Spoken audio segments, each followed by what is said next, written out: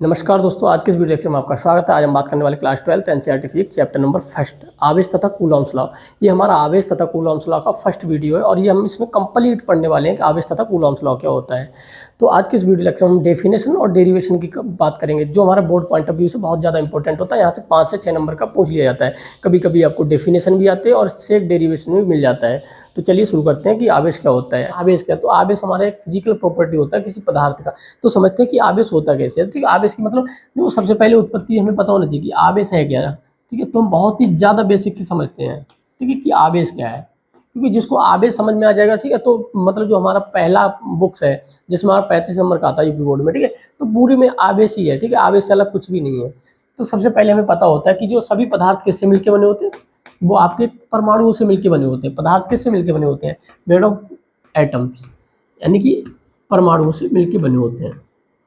यानी कोई भी पदार्थ है, अच्छा, सभी पदार्थों के जो परमाणु होते हैं वो अलग अलग होते हैं, बट जो किसी एक पदार्थ के परमाणु एक जैसे ही होते हैं। चाहे आप लोहा, मतलब कहीं से भी आप लोहा उठाएंगे तो लोहे के परमाणु होंगे, सभी लोहे के परमाणु एक जैसे भी ही होंगे। ठीक है, तो ये पदार्थ है, तो इसमें क्या है, इसमें ये क्या है, परमाणुओं का ही तो ग्रुप है।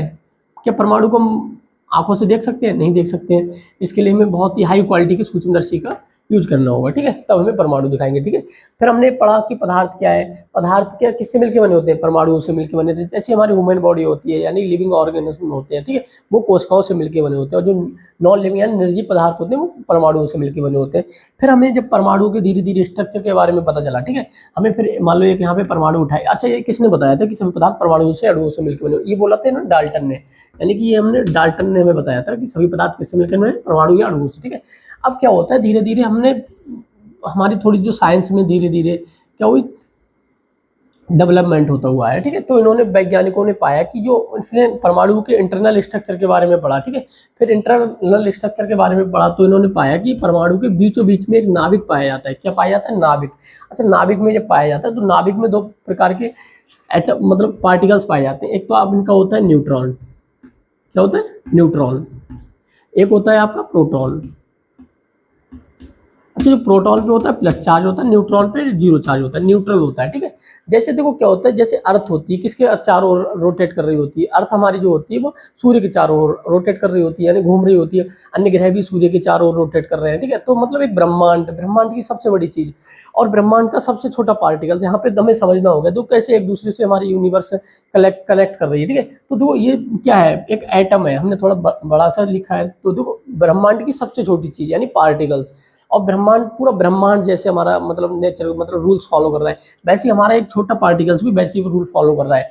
जैसे हमारा ये क्या है, ये हमारा नाभिक हो गया। नाभिक में न्यूट्रॉन और प्रोटॉन पाए जा रहे हैं। ठीक है, और नाभिक के चारों ओर कौन चक्कर लगा रहा है? इलेक्ट्रॉन चक्कर लगा रहा है। ठीक है, वो अपनी कक्षाओं में, जैसे हमारी पृथ्वी, मंगल, बुध ग्रह क्या करते हैं, अपनी अपनी कक्षाओं में चक्कर लगाते हैं। किसके चक्कर लगाते हैं? सन के अराउंड घूमते रहते हैं। वैसे ही जो हमारे इलेक्ट्रॉन होते हैं वो क्या करते हैं, किसी नाभिक के चारों ओर घूमते रहते हैं। ठीक है, और यही जो इलेक्ट्रॉन होते हैं, यही हमारे इलेक्ट्रॉन एनर्जी सोर्स, मतलब जो भी जितनी भी इलेक्ट्रिकली जो एनर्जी आ रही है वो इलेक्ट्रॉनों के थ्रू ही आ रही है। ठीक है, तो अब समझते हैं कि ये कैसे हो रहा है। ठीक है, अब हमारे पता है कि इलेक्ट्रॉनों पे कौन सा चार्ज होता है? इलेक्ट्रॉनों पे आपका प्लस चार्ज पाया, सॉरी माइनस चार्ज पाया जाता है, माइनस चार्ज। ठीक है, अब किसी भी परमाणु की एक प्रॉपर्टी होती है, उसके अंदर जो इलेक्ट्रॉनों की संख्या और प्रोटॉनों की संख्या होती है वो हमेशा बराबर होती है। ठीक है, यानी इलेक्ट्रॉनों की संख्या और प्रोटॉनों की संख्या हमेशा बराबर होती है। और जो इलेक्ट्रॉनों की पर जो चार्ज होता है और जो प्रोटॉनों पर चार्ज होता है वो हमेशा एक दूसरे के इक्वल होता है। सपोज करो ये हमारा कोई सोडियम धातु का हमने इलेक्ट्रॉन लिया हुआ है। ठीक है, तो सोडियम धातु में इलेक्ट्रॉन कितने पाए जाएंगे, प्रोटॉन कितने पाए जाएंगे? तो सोडियम धातु में आपके 11 इलेक्ट्रॉन पाए जाते हैं और 11 ही आपके प्रोटॉन पाए जाते हैं। ठीक है, और हमें पता है कि इन दोनों पे आवेश की मात्रा कैसी होती है, बराबर होती है। ठीक है, तो ये मान लो यहाँ पे 11 ई आवेश होगा प्रोटॉन के पास और इलेक्ट्रॉन के पास 11 ई। अब हमें पता है कि जो प्रोटॉन होता है पॉजिटिवली चार्ज होता है और नेगेटिव, इलेक्ट्रॉन के साथ नेगेटिव चार्ज होता है। ठीक है, तो ओवरऑल जो किसी भी पदार्थ के पास जो चार्ज पाया जाता है वो जीरो चार्ज पाया जाता है, यानी जो कोई भी पदार्थ हो वो कैसा होता है, न्यूट्रल होता है हमेशा। लेकिन अब देखो यहाँ सबसे बड़ा खेल करने को क्या मिलता है। ठीक है, अगर हम किसी पदार्थ से, देखो इलेक्ट्रॉन ही चारों तरफ घूम रहे हैं तो हम किसको निकालेंगे बाहर, इलेक्ट्रॉन को निकालेंगे और किसी दूसरी बॉडी को हम इलेक्ट्रॉन दे देते हैं। ठीक है, अगर यहाँ से एक इलेक्ट्रॉन निकाला जाता है, एक इलेक्ट्रॉन निकालने पर क्या किया जाए, निकाला जाता है, निकालने पर अब इलेक्ट्रॉन की कमी होगी। अच्छा, इलेक्ट्रॉन की कमी होगी तो इलेक्ट्रॉन कितने बचेंगे, यहाँ पे 10 इलेक्ट्रॉन बचेंगे, तो 10 ई प्लस 11 ई, तो यहाँ पे आता है आपका प्लस 1 चार्ज। ठीक है, जब हम किसी पदार्थ से इलेक्ट्रॉनों को निकाला जाता है, क्या किया जाता है, इलेक्ट्रॉनों को बाहर निकाला जाता है तो बॉडी पॉजिटिव चार्ज हो जाती है। ये बात बहुत इंपॉर्टेंट हो जाती है, ठीक है। तो इसको बहुत ही अच्छे से लिखना है, जब हम किसी पदार्थ से इलेक्ट्रॉनों को निकालते हैं तो वहाँ पे इलेक्ट्रॉनों की कमी होती है, जिससे जो हमारी बॉडी होती है पॉजिटिव चार्ज हो जाती है। इसको देखो हम थोड़ा सा और अच्छे से मतलब इसको याद करने का तरीका होता है। वो तरीका क्या होता है, देखो इलेक्ट्रॉन को होता है, इलेक्ट्रॉन पे कैसे चार्ज होता है, नेगेटिव होता है। इलेक्ट्रॉन पे आपको माइनस चार्ज होता है। अच्छा, इलेक्ट्रॉन को हम यहाँ पे एक कैसे मान सकते हैं, एक देखो ऐसा मान सकते हैं, ये मतलब एक बुरा व्यक्ति, ये क्या है, एक फैमिली की तरह ही तो है। और फैमिली वहाँ 3 प्रकार के सदस्य, प्रोटॉन, इलेक्ट्रॉन, न्यूट्रॉन। प्रोटॉन क्या है, प्लस। प्रोटॉन मतलब क्या कर रहा है, ऐसा सोचो प्रोटॉन हमें कोई प्रॉफिट करके दे रहा है, ठीक है। न्यूट्रॉन कोई ना प्रॉफिट ना कोई लॉस, ठीक है। एक बुरा व्यक्ति हो सकता है, ठीक है। इलेक्ट्रॉन कैसे, इलेक्ट्रॉन एक मतलब हमेशा नुकसान ही दिखा रहा है, यानी इलेक्ट्रॉन क्या कर रहा है, बुरी संगत वाला व्यक्ति है, यानी इलेक्ट्रॉन को हम बोल देंगे बुरा व्यक्ति, ठीक है। सपोज करो हमने ऐसे करके लिख दिया बुरा व्यक्ति, बैड हैबिट वाला व्यक्ति, ठीक है। अब देखो किसी फैमिली से जब एक गलत हैबिट वाला व्यक्ति बाहर जाता है तो उस फैमिली के लिए फ़ायदा होएगा या नुकसान होएगा, हमेशा फ़ायदा होगा, क्योंकि वहाँ पे जो कमाने वालों की संख्या थी वो अब ज़्यादा हो जाएगी और खर्च करने वालों की संख्या कम हो जाएगी। तो बुरा व्यक्ति जब भी घर से बाहर जाएगा, मतलब घर को मतलब छोड़ेगा, तो हमेशा फ़ायदा होएगा, ठीक है। अब दूसरा होता है कि हम एक इलेक्ट्रॉन और अधिक आ जाए, इलेक्ट्रॉन देने पर किसी बॉडी को इलेक्ट्रॉन हम देंगे, अब एक बुरा व्यक्ति और आ जाएगा, ठीक है। तो वहाँ पे हमारा जो फैमिली है वो मतलब हमेशा नुकसान में ही रहेगा, ठीक है। तो यहाँ पे अगर हम एक इलेक्ट्रॉन देते हैं तो इलेक्ट्रॉनों की संख्या हो जाएगी 12 और प्रोटॉनों की संख्या कितनी रहेगी, अभी भी 11 ही रहेगी, तो यहाँ पे नेगेटिव चार्ज आ जाएगा, ठीक है। तो हम जानते हैं जो इलेक्ट्रॉन होता है, इलेक्ट्रॉनों के निकालने से ही हमारा आवेश उत्पन्न हो रहा है, यानी इलेक्ट्रॉन निकालेंगे तो आवेश उत्पन्न होगा और इलेक्ट्रॉन देंगे तब भी आवेश उत्पन्न होगा। तो हम पता है कि हम पर अब हमें समझ में आ रहा है कि आवेश क्या है। आवेश किसी पदार्थ का एक भौतिक गुण है, कैसी एक फिजिकल प्रॉपर्टी है, जिस जो क्या हो रहा है, इलेक्ट्रॉनों के आदान प्रदान से, इलेक्ट्रॉनों के ट्रांसफर से उत्पन्न हो रहा है। इलेक्ट्रॉन निकालेंगे तो इलेक्ट्रॉनों की कमी होगी और इलेक्ट्रॉनों की कमी होगी तो हमारा माइनस मतलब प्लस चार्ज आएगा। जब हम किसी बॉडी को इलेक्ट्रॉन देंगे तो वहाँ पे इलेक्ट्रॉनों की अधिकता हो जाएगी और इलेक्ट्रॉनों की अधिकता होने पे हमारी बॉडी नेगेटिव चार्ज होगी। तो आई थिंक आप लोग जो पॉजिटिव मतलब जो एक चार्ज या फिर आवेश की जो डेफिनेशन है वो बहुत ही इजीली लिख सकते हैं, ठीक है। एक आता है आपका जब भी समान आवेश आएगा, ठीक है। समान आवेश जैसे प्लस प्लस है तो समान आवेश क्या करेंगे, एक दूसरे को दूर धकेलेंगे, ठीक है। यानी क्या करने वाले हैं, एक दूसरे पे फोर्स लगाएंगे, बट ये बाहर दूर की तरफ धकेलने वाला फोर्स लगाएंगे। और इसी के लिए फिजिक्स में बोला गया है प्रतिकर्षण बल। क्या बोलते हैं इसको, प्रतिकर्षण बल। अब क्या होता है जब हमारा असमान चार्ज होता है, अनलाइक चार्ज, ठीक है, तो ये क्या करते हैं, एक दूसरे को पास खींचते हैं, ठीक है। पास खींचने का मतलब होता है तो उसको हम फिजिक्स में बोलते हैं आकर्षण बल। कौन सा बल, आकर्षण बल, ठीक है। तो अब हमारी जो आवेश की जो डेफिनेशन होती है वो हम इन सब पॉइंट्स को मिला के एक हम आवेश की डेफिनेशन लिखेंगे। यहाँ पे हम पॉइंट वाइज हमने समझा था कि आवेश क्या होता है, ठीक है। अब हम बहुत ही इजीली, आप लोग बहुत ही इजीली समझ सकते हैं कि जो आवेश होता है वो क्या होता है एक्चुअल में। तो हम अभी आवेश की डेफिनेशन लिखेंगे। अब जो हमारी आवेश की एक प्रॉपर डेफिनेशन बन के तैयार होती है वो क्या होती है, आवेश किसी पदार्थ का एक भौतिक गुण होता है। आवेश भौतिक गुण क्या होता है, कि आवेश को ना तो चलो इसको बात को समझते हैं, जो कि इलेक्ट्रॉनों के आदान प्रदान से उत्पन्न होता है। हमने मतलब अभी डिटेल में समझा था इलेक्ट्रॉन कैसे उत्पन्न किया जाता है, यानी इलेक्ट्रॉनों के आदान प्रदान से उत्पन्न किया। इलेक्ट्रॉन निकालने पर इलेक्ट्रॉनों की कमी होगी, ठीक है, मतलब समझ में आता है, ठीक है। जिससे क्या होगी, वस्तु धनावेशित हो जाती है और इलेक्ट्रॉन देने पर इलेक्ट्रॉनों की अधिकता हो जाती है, जिससे वस्तु हमारी ऋणावेशित हो जाती है। अब जब भी समान आवेश आते हैं तो ये प्रतिकर्षित करते हैं, प्रतिकर्षित मतलब एक दूसरे को दूर धकेलते हैं, बाहर की तरफ फोर्स लगाते हैं, ठीक है। जब भी हमारे असमान चार्ज आता है ना, एक प्लस का एक माइनस का, तो ठीक है, तो ये कैसे हो जाते हैं, आकर्षित हो जाते हैं, ठीक है। इसको एक समझते हैं, एक तरीके से समझते हैं, ठीक है। देखो क्या है, मतलब यहाँ पे प्लस चार्ज, ठीक है, दोनों प्लस चार्ज है, ठीक है। अब यहाँ पे हमने क्या लिए, दोनों माइनस माइनस ले लिए चार्ज। अब ये क्या कर रहे हैं, देखो वैसे तो उनको कहाँ पे आना चाहिए, यहाँ पे आना चाहिए, ठीक है। नॉर्मली जो मतलब रूल कहता है, ग्रेविटी वाला रूल कहता है, वो कहाँ पे आना चाहिए, यहाँ पे आना चाहिए, ठीक है। तो इनके मध्य कोई मतलब कोई फोर्स लग रही है, ठीक है। और ये फोर्स कौन सी, इलेक्ट्रोस्टैटिक यानी वैद्युत बल लग रहा है। और ये क्या कर रहा है, इनको बाहर की तरफ धकेल रहा है। तो यहाँ पे हमें समझ में आ रहा है कि ये क्या कर रहा है, प्रतिकर्षण कर रहे हैं। अच्छा, यहाँ पे भी रूल्स के अकॉर्डिंग, ग्रेविटी के अकॉर्डिंग यहाँ पे आना चाहिए, ठीक है। बट ये क्या कर रहे हैं, ये दूर को जा रहे हैं, ठीक है। तो यहाँ पे भी क्या है, प्रतिकर्षण बल लगा रहे हैं, यानी दूर भाग रहे हैं एक दूसरे से। जैसे ही हमारा एक समान आवेश, असमान आवेश आते हैं, ठीक है, तो असमान आवेश क्या होते हैं, एक दूसरे के पास आना चाहते हैं, ठीक है। यानी कि जो वैसे इसको यहाँ आना चाहिए, इसको यहाँ आना चाहिए, बट ये क्या आ रहा है, पास की तरफ एक दूसरे को खींच रहा है, ठीक है। तो यहाँ पे जो असमान आवेश है वो क्या कर रहा है, आकर्षण बल लगा रहे हैं। समान आवेश क्या कर रहे हैं, एक दूसरे को प्रतिकर्षण बल लगा रहे हैं, ठीक है। अब यहाँ तो हमें ये तो पता चल रहा है कि आकर्षण बल लगा रहे हैं, प्रतिकर्षण बल लगा रहे हैं, बट ये बल का मान कितना आएगा, ठीक है। जो बल का मान है, मैग्नीट्यूड है, वो कितना है, उसको बताएंगे हम कैसे, कूलॉम्स लॉ ने बताया था, ठीक है। यही तो हमें कूलॉम्स लॉ ने बताया था कि दो जो आकर्षण बल लग रहा है या प्रतिकर्षण बल लग रहा है वो कितना लग रहा है, उसका मैग्नीट्यूड क्या है, उसका नंबर क्या है, ठीक है। तो वो समझाने के लिए हमें कौन से वैज्ञानिक आए थे, कूलॉम्स लॉ। और जो इलेक्ट्रोस्टैटिक्स है वो कूलॉम्स लॉ पे ही डिपेंड है। इलेक्ट्रोस्टैटिक्स मतलब चार्ज की वह अवस्था में अध्ययन करना जब चार्ज हमारा कैसा हो, रुकी अवस्था में हो, ठीक है। तो आप लोग समझ चुके होंगे कि जो हमारा आवेश होता है वो क्या होता है, ठीक है। आवेश से रिलेटेड एक छोटा सा फार्मूला और होता है जिसको हमें समझना होगा, ठीक है। हमें पता है आवेश कब उत्पन्न हो रहा है, इलेक्ट्रॉनों के आदान प्रदान से। अगर हम किसी बॉडी से एक इलेक्ट्रॉन निकालें, कितना, एक इलेक्ट्रॉन निकालने पे, एक इलेक्ट्रॉन निकालेंगे तो एक इलेक्ट्रॉन पे जितना आवेश होता है उतना ही आवेश आएगा। तो एक इलेक्ट्रॉन पे जो आवेश होता है वो माइनस का 1.6 गुणा 10 की पावर माइनस का 19 कूलम, ठीक है। दो इलेक्ट्रॉन निकालेंगे तो 2 से गुणा हो जाएगा, तो यानी 3.2 गुणा 10 की पावर माइनस का 19 कूलम, ठीक है। 3 इलेक्ट्रॉन निकालेंगे, 3 से गुणा हो जाएगा, 16 3 48 गुणा 10 की पावर माइनस 19। अगर हम यहीं से कोई नंबर मतलब n इलेक्ट्रॉन निकालें, कितने इलेक्ट्रॉन निकालें, n इलेक्ट्रॉन निकालें।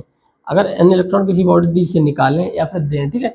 अच्छा, यहाँ पे इलेक्ट्रॉन निकालेंगे तो प्लस चार्ज आएगा सबके पास, ठीक है। अब तो क्या हो जाएगा, n गुणा 1.6 गुणा 10 की पावर माइनस का 19, ठीक है। अच्छा, e क्या है, एक इलेक्ट्रॉन पे आवेश, इसके लिए हम दिखाते हैं n गुणा e क्या हो गया, टोटल आवेश, ठीक है।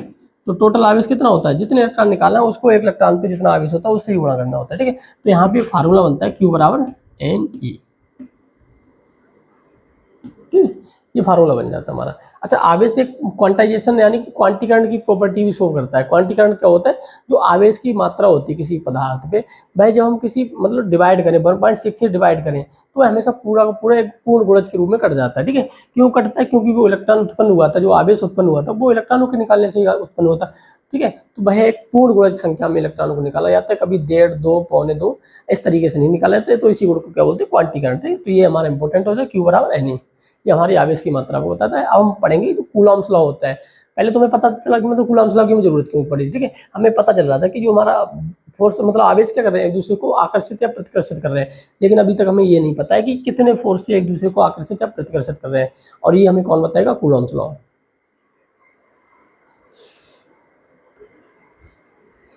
हम बात करेंगे कूलॉम्स लॉ। तो कूलॉम्स लॉ को कैसे हम समझते हैं, ठीक है। कूलॉम्स लॉ तो किन किन चीज़ों पे डिपेंड कर रहा था, ठीक है। सबसे पहले इन्होंने देखो, कोई भी जब लॉ आता है तो एक प्रैक्टिकली आता है, उसका कोई डेरिवेशन नहीं होता, कोई प्रूव करना नहीं होता, ठीक है। जब कोई भी मतलब लॉ आएगा तो एक प्रैक्टिकली फॉर्म से ही वो निकल के आता है, ठीक है। और उसमें बार बार बहुत बार प्रैक्टिकल किया जाता है, क्योंकि कोई एक लॉ निकालना किसी वैज्ञानिक के लिए, किसी व्यक्ति के लिए लॉ लाना कोई बहुत छोटी बात नहीं होती, बहुत बड़ी बात होती है। उसके लिए उसने पूरी जिंदगी उस फील्ड में गवाई होती है, तो उसके लिए एक मतलब, और ये सदी में एक ये 2 वैज्ञानिक आते हैं, मतलब अभी तो देखो कोई भी लॉ नहीं आया है, और हमारे इंडिया से कितने ही लॉ आते हैं, कोई बहुत ही कम लॉ आए होंगे, ठीक है। तो विदेशों से बहुत सारे मतलब वैज्ञानिक हुए, ठीक है, अच्छे जिन्होंने हमने लॉ दिए थे, ठीक है।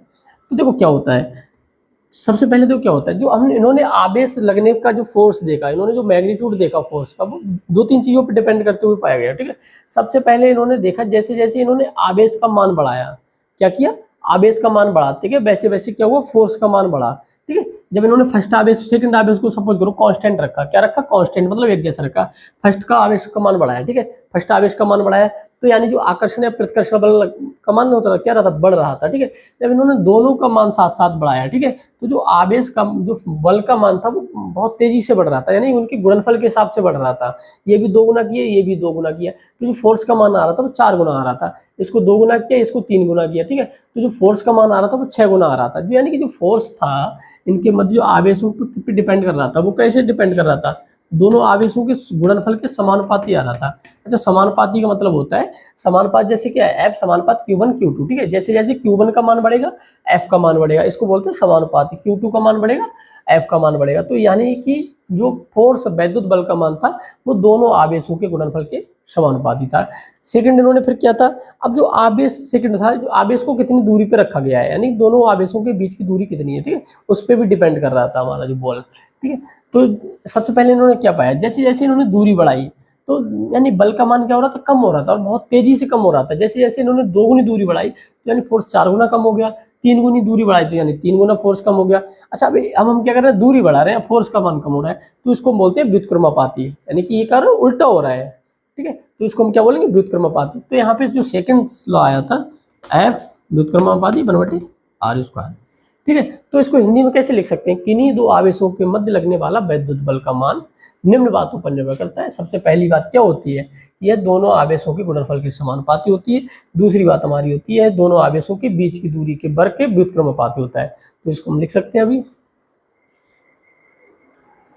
यानी जो कूलाम्स लॉ क्या था, कूलाम्स की लॉ क्या कह रहा था, दो बिंदु आवेशों के बीच लगने वाला वैद्युत बल दोनों आवेशों के गुणनफल के समानुपाती होता है। समानुपाती का मतलब होता है, आप हमेशा याद रखना, जब आवेशों का मान बढ़ेगा तो एफ का मान बढ़ेगा, ठीक है। सेकंड आपका आया दोनों आवेशों के बीच की दूरी के वर्ग, बीच की दूरी लेना है, उसका वर्ग करना है, कि व्युत्क्रमानुपाती होता है। व्युत्क्रमानुपाती मतलब होता है जब आर का मान बढ़ेगा तो एफ का मान कम होगा, इसलिए इसको बोला गया व्युत्क्रमानुपाती, ठीक है।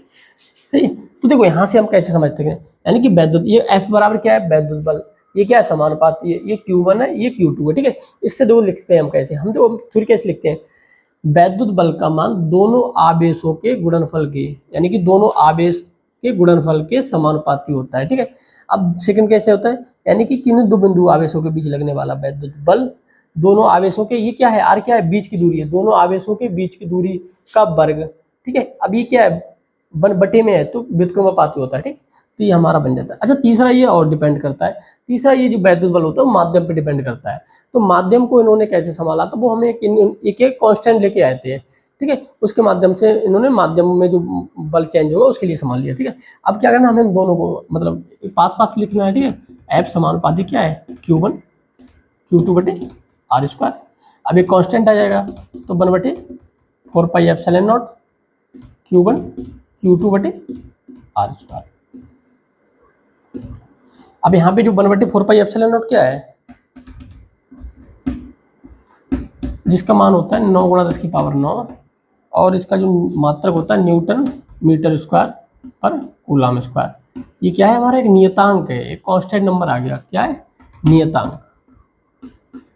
और जो नियतांक है ना वो सिर्फ माध्यम के लिए ही फिक्स है, किसके लिए, माध्यम के लिए फिक्स है, सॉरी माध्यम क्या है इसके लिए, निर्वात के लिए, ठीक है। क्योंकि यहाँ पे जो ε0 है ये हमारा क्या है, निर्वात की विद्युतशीलता है। निर्वात मतलब वैक्यूम, जहाँ पे ना हवा पानी कुछ भी ना हो, निर्वात कहलाता है, निर्वात की विद्युतशीलता, विद्युतशीलता।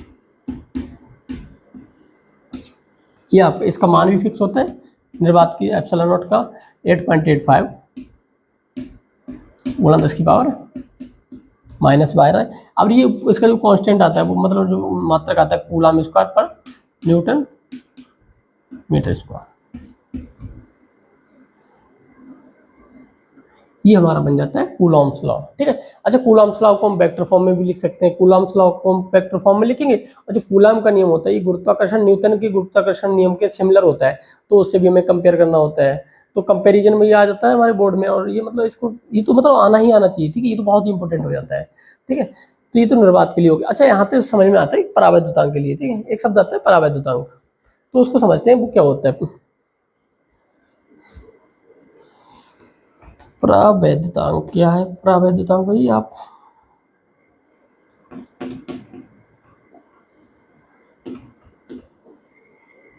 ठीक है। अगर हम इन दोनों आवेशों को पहले तो निर्वात में रख के चेक करेंगे, क्या किया, इनको पहले हमने निर्वात में रखा, फिर हमने एक बल का मान निकल के आया, जो बल का मान कुछ भी आया हो, ठीक है। तो यहाँ पे बल का मान आ रहा था F0, क्या निकल के आ रहा था, F0, एक फिक्स मान निकल के आया। डिस्टेंस हमने सेम रखना है। अब इन्हीं दोनों आवेशों को हमने क्या किया, किसी पानी के अंदर, किसी एल्कोहल के अंदर, बेंजीन के अंदर, किसी इनके मध्य में कोई हमने डाइलेक्ट्रिक पदार्थ लगा दिया, ठीक है। इनको हमने किसी माध्यम में रख के देखा, ठीक है। तो जो माध्यम में रख के हमने जो बल निकल के आया था उसको हमने कह दिया फोर्स, यानी electrostatic force in medium, electrostatic force in vacuum, ठीक है। तो इनका जो रेशियो निकल के आ रहा था उसके लिए हमने एक नंबर दे दिया जिसको हमने बोल दिया K, और K यहाँ पे क्या है, परावैद्युतांक है, ठीक है। तो जो परावैद्युतांक के लिए क्या है, मतलब एक रेशियो है, ठीक है। किसका रेशियो है, निर्वात में लगने वाला वैद्युत बल और माध्यम में लगने वाले वैद्युत बल का अनुपात हमारा परावैद्युतांक K कहलाता है, ठीक है। तो K एक हमारी एक विमाहीन राशि होती है, K क्या होती है, एक विमाहीन राशि होती है, सिर्फ एक नंबर होता है। जैसे K का मान अगर सपोज करो K का मान आपका 2 आ रहा है, क्या आ रहा है, 2, तो इसका मतलब क्या है, तो इसका मतलब ये है कि जब हम इसको निर्वात में रख रहे हैं, अब हमने किसी माध्यम में रखा जिसके का मान 2 था, तो उसमें जो मतलब वैद्युत बल का मान था वो आधा हो गया, यानी कि 2 गुना कम हो गया।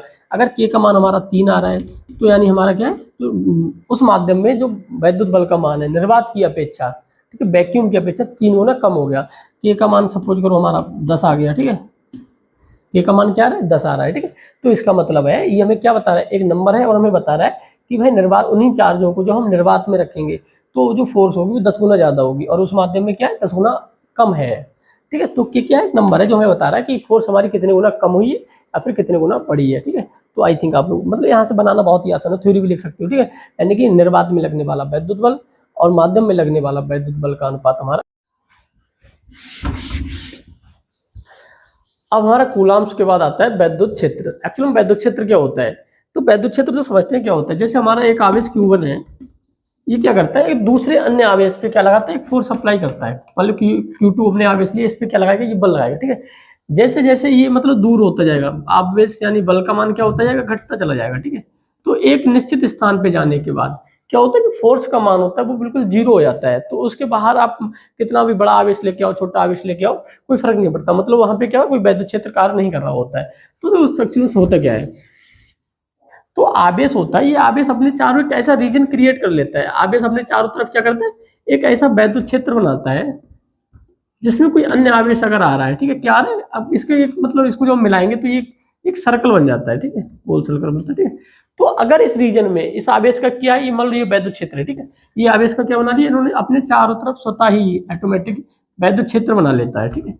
अब इस आवेश में क्या होता है, वैद्युत क्षेत्र में, ठीक है, तो यानी देखो ये आवेश हो गया, आवेश के चारों ओर का वह क्षेत्र। अब इस आवेश के क्षेत्र में कोई अन्य आवेश जब आएगा तो वह देखो, या तो आकर्षण, अगर प्लस प्लस है, प्लस के कारण बनाया तो प्लस आएगा तो प्रतिकर्षण बल लगेगा, बाहर की ओर धकेलेगा। अगर यहाँ पे माइनस चार्ज आ गया धोखे से तो ये अपने पास खींच लेगा, ठीक है।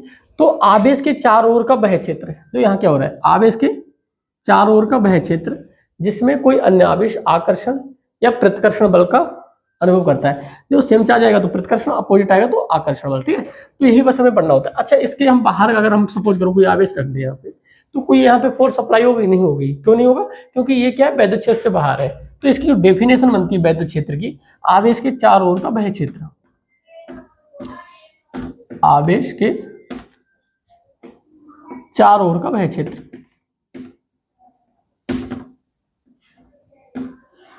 वह क्षेत्र जिसमें कोई अन्य आवेश, ठीक है, कोई अन्य आवेश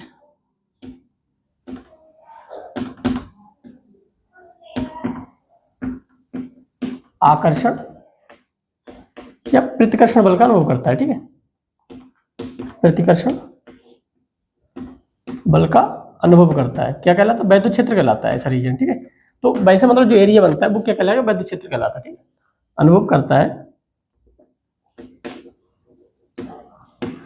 वैद्युत क्षेत्र कहलाता है।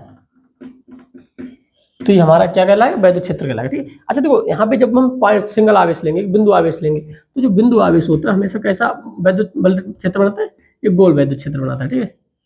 अगर हम किसी मतलब हमने एक लंबाई का ले लिया, एक चालक तार, ठीक है, तो ये चालक तार कैसी वैद्युत क्षेत्र बनाएगा, तो इसके अपने सामने की तरफ वैद्युत बल रेखाएं बनाएगा, ठीक है। इस तो बल रेखाएं भी हम पढ़ेंगे, ठीक है। तो ये अपना ऐसे करके वैद्युत बल रहा है, बल बनाएगा, एक समान वैद्युत क्षेत्र बनाएगा अपने चारों तरफ, ठीक है। ये क्या है, ये भाई वैद्युत बल रेखा है, इनको हम पढ़ने वाले हैं, ठीक है, समझ में आएगा वैद्युत बल रेखा, ठीक है। तो ये क्या हो गया, इसके चारों ओर का वह क्षेत्र हो गया जिसमें मतलब अब यहाँ भी बना लेगा, ठीक। तो ये समझ सकते हैं ये क्या है, एक वैद्युत क्षेत्र हो गया, ठीक है। जब इसमें कोई अन्य आवेश आएगा तो वो आकर्षण या प्रतिकर्षण बल का अनुभव करेगा, ठीक है। प्लस आएगा तो बाहर की तरफ जाएगा और माइनस आएगा तो इसके पास की तरफ आ जाएगा, ठीक है। तो ये होता है। अब इसके बाद आता है वैद्युत क्षेत्र की तीव्रता, ठीक है। ये तुम्हारा वैद्युत क्षेत्र हो गया, इसको सिर्फ डेफिनेशन से समझना है, ठीक है। आवेश के चारों ओर का वह क्षेत्र जिसमें कोई अन्य आवेश आकर्षण या प्रतिकर्षण बल का अनुभव करता है, वैद्युत क्षेत्र कहलाता है, ठीक है। अब आता है एक मतलब इंपॉर्टेंट लाइन आती है, वैद्युत क्षेत्र की तीव्रता, इलेक्ट्रिक फील्ड इंटेंसिटी। तो समझते हो क्या होता है एक्चुअली में, वैद्युत क्षेत्र की तीव्रता,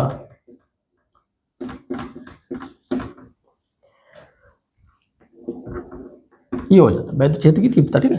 अब देखो यहाँ पे वैद्युत क्षेत्र की तीव्रता यहीं पे समझते हैं, ठीक है।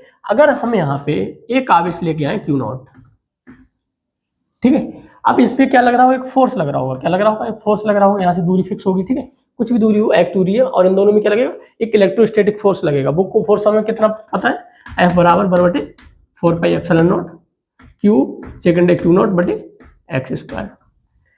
अगर हम इस आवेश को जो Q नॉट है इसको बल रखें, एकांक आवेश रखें, कितना रखें, एकांक आवेश रखें, ठीक है। अगर इसका मान हम 1 रख दें, क्या करें, 1 रखें, तो जो इलेक्ट्रिक फील्ड लगेगा इस आवेश पे, एकांक आवेश पे लगेगा, ये हमारा वैद्युत बल का मान क्या कहलाता है, यही हमारा क्या बन जाता है, वैद्युत क्षेत्र की तीव्रता कहलाता है, Q बटे एक्स स्क्वायर।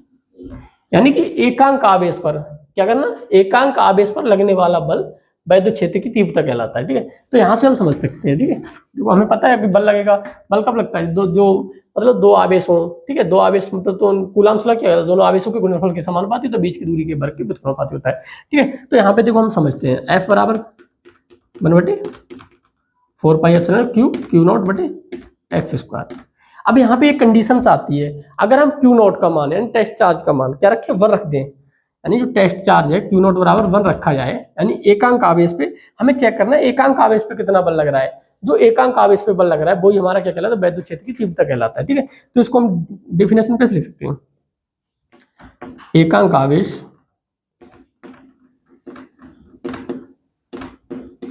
पर लगने वाला बल लगने वाला वैद्युत क्षेत्र की तीव्रता कहलाता है।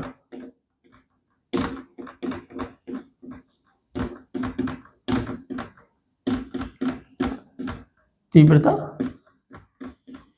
कहलाता है, ठीक है। इसे हम किससे रिप्रेजेंट करते हैं, इसे ई से रिप्रेजेंट करते हैं, ई यानी इलेक्ट्रिक फील्ड इंटेंसिटी, ई से प्रदर्शित करते हैं।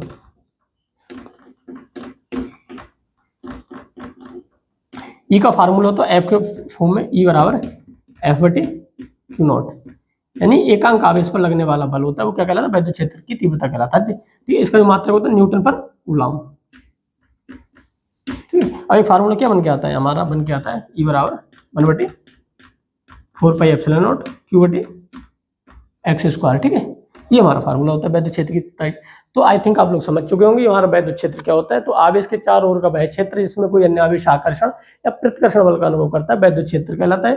अब आता है वैद्युत क्षेत्र की तीव्रता, मतलब एकांक आवेश पर जो बल लगता है वही हमारा वैद्युत क्षेत्र की तीव्रता कहलाता है। इसका जो फार्मूला होता है, एक मतलब जो कूलॉम्ब्स लॉ में होता है, इलेक्ट्रोस्टैटिक फोर्स में होता है, उसमें Q1 Q2 होता है और इसमें सिर्फ Q आता है बटे एक्स स्क्वायर हो जाता है। ये याद करने का तरीका होता है। ई बराबर F बटे Q नॉट होता है, इसका जो मात्रक होता है न्यूटन पर कूलॉम्ब, ठीक है। ये हमारा एक इससे न्यूमेरिकल्स भी आते हैं और यहाँ से बहुत ज्यादा इंपॉर्टेंट हो जाता है ये वाला पार्ट, तो ठीक है, क्योंकि ये वैद्युत द्रव्य के कारण अच्छी स्थिति पर अच्छी स्थिति पर वैद्युत क्षेत्र की तीव्रता और मतलब दो बिंदुओं के बीच, मतलब दो आवेशों के बीच कहाँ पे वैद्युत क्षेत्र की तीव्रता शून्य होगी, तो यहाँ से तो बहुत सारा पूछा जाता है वैद्युत क्षेत्र की तीव्रता। अब हम पढ़ेंगे वैद्युत बल रेखाएं, ठीक है, जो बहुत ही इंपॉर्टेंट जो थ्योरिकल पार्ट है इस किताब का, मतलब काफी अच्छा, यहाँ से 1-2 नंबर का वैद्युत क्षेत्र बल रेखाएं पूछ ली जाती है। वैद्युत बल रेखाओं के गुण क्या होते हैं, अब इसको आप नोट कर सकते हैं। अब हम बात करेंगे वैद्युत बल रेखाओं के गुण, काफी इंपॉर्टेंट होता है, इससे आप इंपॉर्टेंट डाल सकते हैं थ्योरी के पॉइंट ऑफ व्यू से, ठीक है, इंपॉर्टेंट, ठीक। तो वैद्युत बल रेखाओं के गुण क्या होते हैं, देखो एक इसमें कंडीशंस होती है, हमेशा याद रखना है इस कंडीशन को और बहुत ही आसान हो जाता है। जो हमारा टेस्ट चार्ज होगा, धन परीक्षण आवेश रखना है, ठीक है, टेस्ट चार्ज होगा वो हमेशा कैसा होगा, पॉजिटिव होगा। टेस्ट चार्ज हमेशा कैसे रखना है, पॉजिटिव और बहुत छोटा सा, ठीक है। तो छोटा क्यों रखना होता है, जिसमें मतलब मान लेंगे बोलिए हमने छोटा सा मतलब एक चार्ज लिया, ठीक है, अब अगर ये बड़ा होगा, ठीक है, तो ये इस पे भी फोर्स लगाएगा, ठीक है, तो ये भी डिस्टर्ब होगा, तो यानी इसको डिस्टर्ब नहीं करना, हमें एक छोटा सा चार्ज लेना है। तो हमें पता करना है ये किधर मूव करेगा, ठीक है, जिधर मूव करेगा उधर ही हमारी क्या बनेगी, वैद्युत बल रेखा बन के आएंगे, ठीक है। तो इसलिए हम ये करते हैं, ठीक है। तो टेस्ट चार्ज कैसे रखना, पॉजिटिव रखना और छोटा रखना, ठीक है, स्मॉल चार्ज, ठीक है। तो अब सबसे पहले बनाएंगे धन आवेश से, कैसे वैद्युत बल रेखा बनाएंगे, धन आवेश से यानी पॉजिटिव चार्ज से, धन आवेश, ठीक है। तो यहाँ पे समझते हैं, अगर हम यहाँ पे पॉजिटिव चार्ज लेते हैं, कैसा पॉजिटिव चार्ज लेते हैं, ठीक है। अब हम यहाँ पे सोचो, यहाँ पे सपोज करो ये हमने छोटा सा चार्ज रखा, तो ये किधर को मूव करेगा, तो ये बाहर की तरफ जाएगा, किधर जाएगा, इधर की बाहर की तरफ जाएगा, प्रतिकर्षण होगा, दूर धकेलेगा, ठीक है। यहाँ पे रखें अगर हम इस छोटे से चार्ज को, तो ये भी किधर जाएगा, बाहर की तरफ जाएगा, इधर रखें तो इधर भी किधर जाएगा, प्रतिकर्षण होगा तो बाहर की ओर जाएगा, ठीक है। तो यहाँ पे हमें दिख रहा है, जैसे कि हम देख पा रहे हैं जो प्लस चार्ज है वो बाहर की तरफ मूव कर रहा है, ठीक है। तो जो प्लस चार्ज के कारण, ठीक है, धनावेश के कारण जो वैद्युत बल रेखाएं बनती है वो हमेशा किधर को बनती है, बाहर की ओर बनती है, ठीक है। तब यहाँ पे हम लिख सकते हैं धन आवेश के कारण,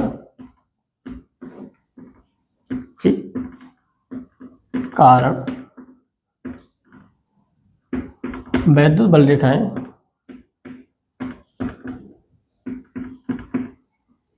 हमेशा बाहर की ओर बनती हैं, ठीक है, हमेशा बाहर की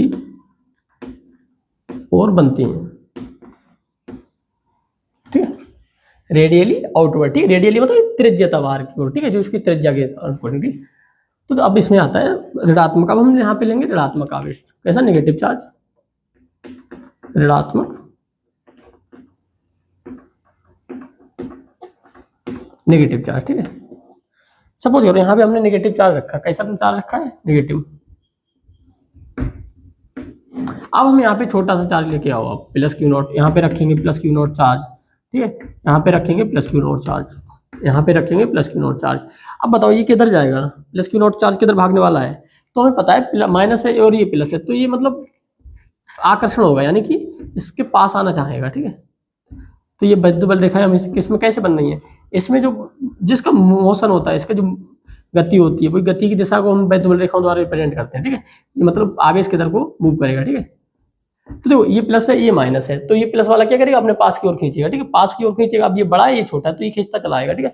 तो यहाँ पे जो वैद्युत बल रेखा बनेगी हमेशा ऋण आवेश के कारण वैद्युत बल रेखा बनती है, हमेशा कैसी बनती है, अंदर की ओर बनती है। तो यहाँ पे हमें यही लिखना है बस, ऋण आवेश के कारण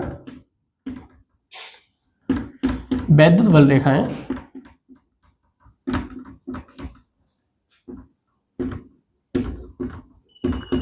हमेशा अंदर की ओर बनती है, ठीक है, इनवर्ट्स।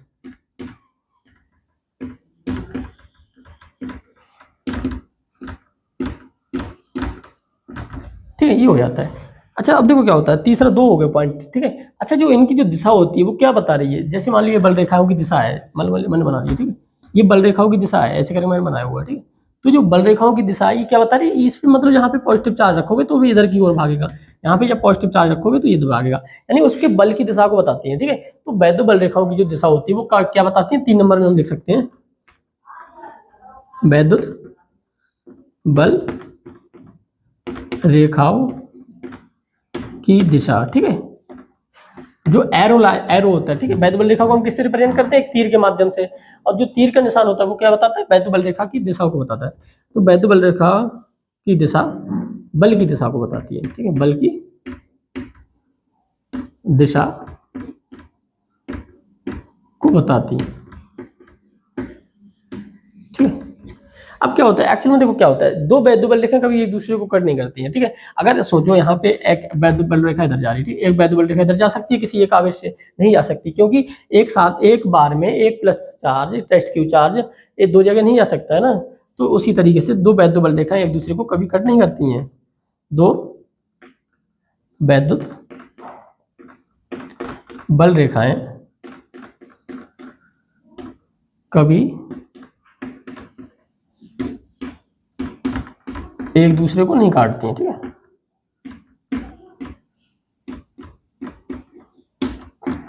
अब एक्चुअल में क्या होता है, अब यहाँ पे समझेंगे हम, ठीक है। एक हमने प्लस चार्ज ले लिया, प्लस क्यू चार्ज ले लिया, एक हमने ले लिया माइनस क्यू चार्ज। तो इसमें जो वैद्युत बल रेखाएं होती हैं वो कैसे कैसे बनती है, ठीक है। यहाँ पे अगर आप पॉजिटिव चार्ज रखोगे तो वो इधर दूर की ओर धकेलेगा, ठीक है, और ये माइनस की ओर, तो ना ये इधर जाएगा ना जाएगा, नेट फोर्स इस पे ऐसे लगेगा, ठीक है, ऐसे करके हमारा नेट फोर्स निकल के आता है। तो इसमें जो वैद्युत बल रेखाओं की दिशा होती है एक्चुअल में या तो सीधे चला जाता है, ठीक है।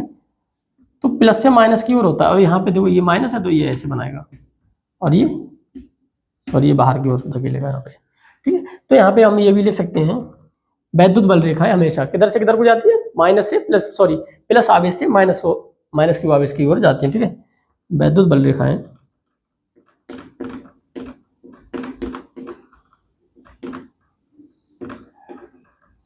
हमेशा धन आवेश से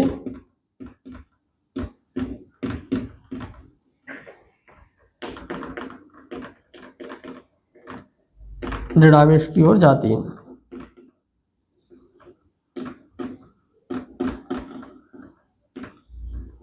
ये बन जाता है।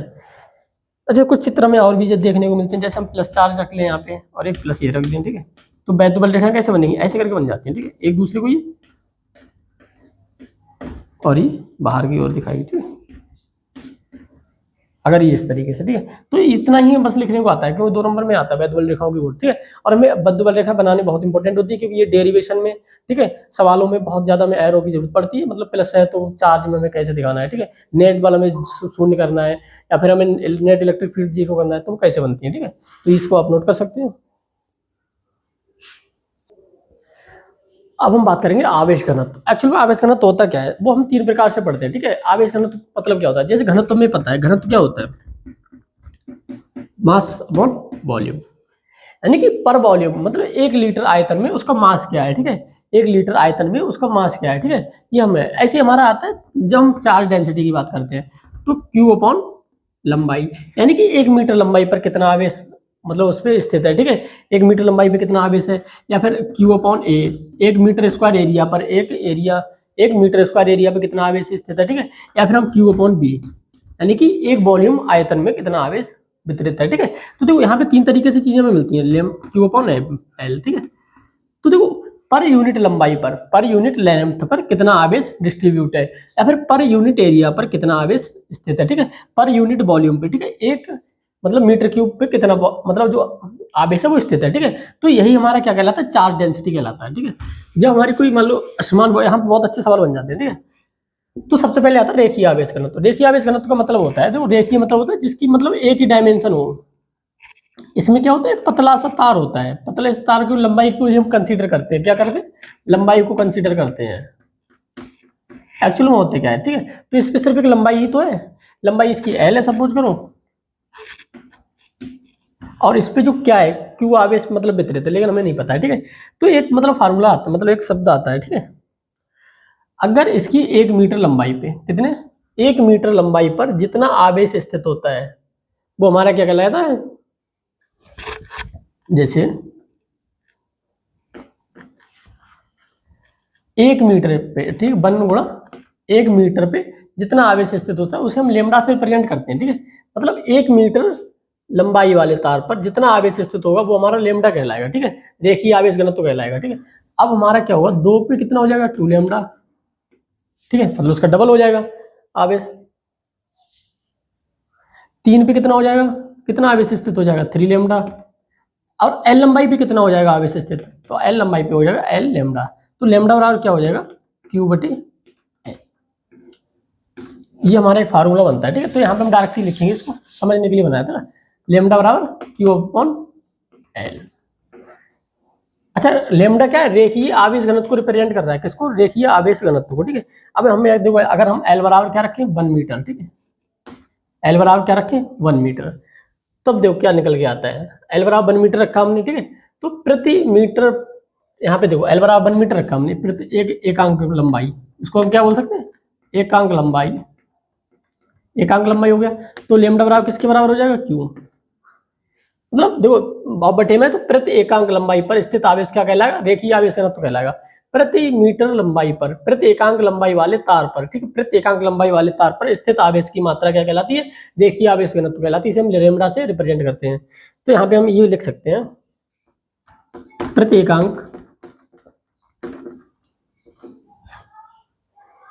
एकांक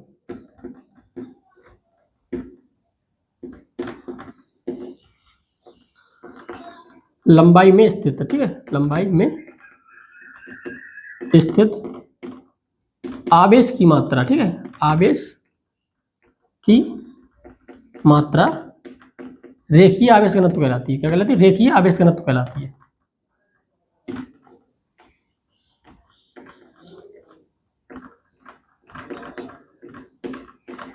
इसे हम लेमडा से रिप्रेजेंट करते हैं, इसे हम लेमडा से प्रदर्शित करते हैं, ठीक है। तो प्रति एकांक लंबाई में स्थित आवेश की मात्रा रेखीय आवेश घनत्व कहलाती है, ठीक है। तो यहाँ पे जैसे हम छोटा सा लंबाई है और छोटा सा आवेश और छोटी सी हमने क्या लिया लंबाई ले ली, तो लेमडा बराबर हो जाएगा डी क्यू पर डी एल, ठीक है। तो डी क्यू बराबर हो जाता है, यहाँ से फार्मूला बन जाता है जिससे इंटीग्रेशन की सहायता से हम निकालते हैं, ठीक है। डी क्यू बराबर होता है लेमडा dl। ठीक है, तो अब देखो अगर हमारा एक फार्मूला बन के आता है, ठीक है, मतलब हमने इतना छोटा सा ऐसे करके ले लिया, ठीक है, तो एफ बराबर क्या होता है 1/4πε0, ठीक है, और क्यू डी क्यू बटे एक्स स्क्वायर है, ठीक है। तो यहाँ पे एक फार्मूला बन जाता है, डी क्यू का मान कितना हो जाएगा, लेमडा एल के बराबर हो जाएगा 1/4πε0 क्यू लेमडा डी एल बटे एक्स स्क्वायर, ठीक है। अब यहाँ पे देखो क्यू का मान हो सकता है, क्यू का मान इन्होंने कुछ दे रखा होगा, एल के फॉर्म में दे रखा होगा, ठीक है, एल स्क्वायर प्लस 3l, इस तरीके से मतलब आवेश मतलब क्या वितरित है। तो यहाँ पे हम क्या कर सकते हैं, तो यहाँ से बहुत अच्छे सवाल बन जाते हैं, नीट लेवल के मतलब बनते हैं, ठीक है, 1/4πε0। और यहाँ पे क्या है, जो छोटा सा बल लेंथ ली हमने, तो छोटा सा बल होगा, ठीक है, तो ε0, ठीक है, बटे एक्स स्क्वायर। अब इसका मान क्या है, L square plus 3l into D L, ठीक है। अब इसका इंटीग्रेशन करके जो निकल के आता है इसका मान, ठीक है, वो यहाँ पे हमें इंटीग्रेशन की सहायता से हम मतलब कंप्लीट वैल्यू निकाल सकते हैं, ठीक है। तो इस तरीके के जो सवाल आते हैं वो मतलब NEET advance level, NEET level पे या फिर IIT में इस तरीके से पूछा, बोर्ड में इस तरीके से सवाल को नहीं पूछा जाता है, ठीक है, वो बस इतना ही हमें पढ़ना होता है। तो इसको तो मैं यहाँ पे रफ करेंगे अभी, तो बस ये याद रखना बोर्ड में, तो प्रत्येकांक लंबाई में स्थित आवेश की मात्रा रेखीय आवेश घनत्व कहलाती है, इसे हम लेमडा से प्रदर्शित करते हैं, ये हमारा फार्मूला हो जाता है, ठीक है। अब यहाँ पे क्या होता है, यहाँ पे होता है जब हमारे पास जो ऐसी बॉडी है जिसके पास लंबाई भी है और चौड़ाई भी है, यानी कि क्या 2 डायमेंशनल है, ठीक है, ऐसे करके ये लंबाई हो गई और ये विद्युत की चौड़ाई हो गई। तो इसमें जो आवेश की मात्रा होगी, जो आवेश घनत्व होगा, ठीक है, हम एरिया के रूप में कंसीडर करेंगे। अगर हम लंबाई में कंसीडर करेंगे तब भी नहीं बनेगा, और तो इसके लिए हम क्या लेके आते हैं, मतलब एरिया लेके आते हैं। तो इसको लिए हम प्रदर्शित करते हैं सिग्मा से, सिग्मा क्यू अपॉन ए, ये बनता है, ठीक है। तो इसका जो मतलब इसको मैं लिख सकते हैं प्रत्येकांक क्षेत्रफल पर, ठीक है, प्रत्येकांक क्षेत्रफल पर स्थित आवेश की मात्रा हमारी क्या कहलाती है, एक क्षेत्रीय आवेश घनत्व कहलाती है, ठीक है। तो यहाँ पे बस यही लिखना है, तो सिग्मा बराबर क्या हो जाता है आपका क्यू अपॉन ए, तो सिग्मा बराबर D Q upon D A, मतलब छोटा सा एरिया है तो D Q upon D A, इस तरीके से लिख सकते हो। अब यहाँ पे क्या है, अगर हमारी 3 डायमेंशनल बॉडी है, कैसी 3 डायमेंशनल बॉडी है, यानी इसके पास लेंथ भी है, विड्थ भी है और हाइट भी है, ठीक है, 3 डायमेंशनल है, ठीक है। तो यहाँ पे हम रो से प्रदर्शित करते हैं, रो बराबर क्यू बटे बी, यानी कि अगर हम यहाँ पे प्रत्येकांक मतलब प्रत्येकांक आयतन में स्थित आवेश की मात्रा हमारी क्या कहलाएगी, देखिए आयतन आवेश घनत्व कहलाएगी, ठीक है। यहाँ पे हम लिख सकते हैं, देखो प्रत्येकांक आयतन में स्थित, आयतन में उपस्थित आवेश की मात्रा आयतन आवेश घनत्व कहलाती है, आयतन आवेश घनत्व कहलाती है। इसे किससे प्रदर्शित करते हैं, इसे हम रो से प्रदर्शित करते हैं, रो बराबर क्यू बटे बी, ठीक है। तो ये हमारा हो गया, ये मतलब बहुत छोटा छोटा मतलब पूछ लिया था कभी कभी एक नंबर में, ठीक है। और इनका जो यूज होता है, इनका जो मेन यूज होता है वो हम गॉस के अनुप्रयोग होते हैं, गॉस लॉ के जो अनुप्रयोग होते हैं वहां पर इनका यूज किया जाता है, सेकंड पार्ट में जो हमारा है। अब नेक्स्ट हमारा टॉपिक है अध्यारोपण का सिद्धांत। जो अध्यारोपण का सिद्धांत एक बहुत ही इंपॉर्टेंट चीज है, जो मतलब क्वेश्चन बनाने के लिए, जब हम वर्ग इस तरीके के सवालों को सॉल्व करते हैं वर्ग में, ठीक है, या फिर आयत में या फिर त्रिभुज के कोनों पे क्या रख दें, हम अलग अलग यहाँ पे आवेश रखते हैं, ठीक है, Q1 Q2 Q3 Q4, ठीक है। तो अगर इनके हम कोनों पे आवेश रखा जाए और हम उनसे पूछा जाए किसी एक आवेश पे पूछ लिया जाए नेट बल कितना होगा, ठीक है, तो इस तरीके के जो हमारे सवाल होंगे इसको हम किस सिद्धांत से सॉल्व करेंगे, अध्यारोपण सिद्धांत है। तो अध्यारोपण सिद्धांत क्या कहता है, इसको मतलब इंग्लिश मतलब प्रिंसिपल ऑफ सुपर पोजीशन, ठीक है। तो अध्यारोपण का सिद्धांत क्या कहता है, क्या कह रहा है, यदि किसी निकाय में, ये सब क्या है, एक निकाय ही तो है, निकाय मतलब एक सिस्टम में, ठीक है, तो इनको हम सिस्टम बोल सकते हैं, क्या सिस्टम में, यदि किसी सिस्टम में अनेक आवेश उपस्थित हो, इस सिस्टम में क्या है, अनेकों आवेश उपस्थित है, मतलब NQN मतलब अनेक आवेश उपस्थित हो। जब किसी सिस्टम में अनेक आवेश उपस्थित हो तब उनमें से किसी एक आवेश पर लगने वाला कुल वैद्युत बल, मतलब हमने यहाँ पे बहुत सारे आवेश दे रखे थे, अब हमने क्या किया, किसी एक आवेश, मतलब हमने यहाँ पे पूछा था Q1 आवेश पे लगने वाला नेट फोर्स बताओ कितना नेट फोर्स होगा। तो वो नेट फोर्स का मान किसके बराबर होता है, अलग अलग आवेशों के अलग अलग आवेशों द्वारा लगने वाले कुल सदिश योग के बराबर होता है, कुल सदिश योग के बराबर होता है। जो अलग अलग आवेशों के द्वारा लगने वाला बल का सदिश योग किया जाता है यहाँ पे।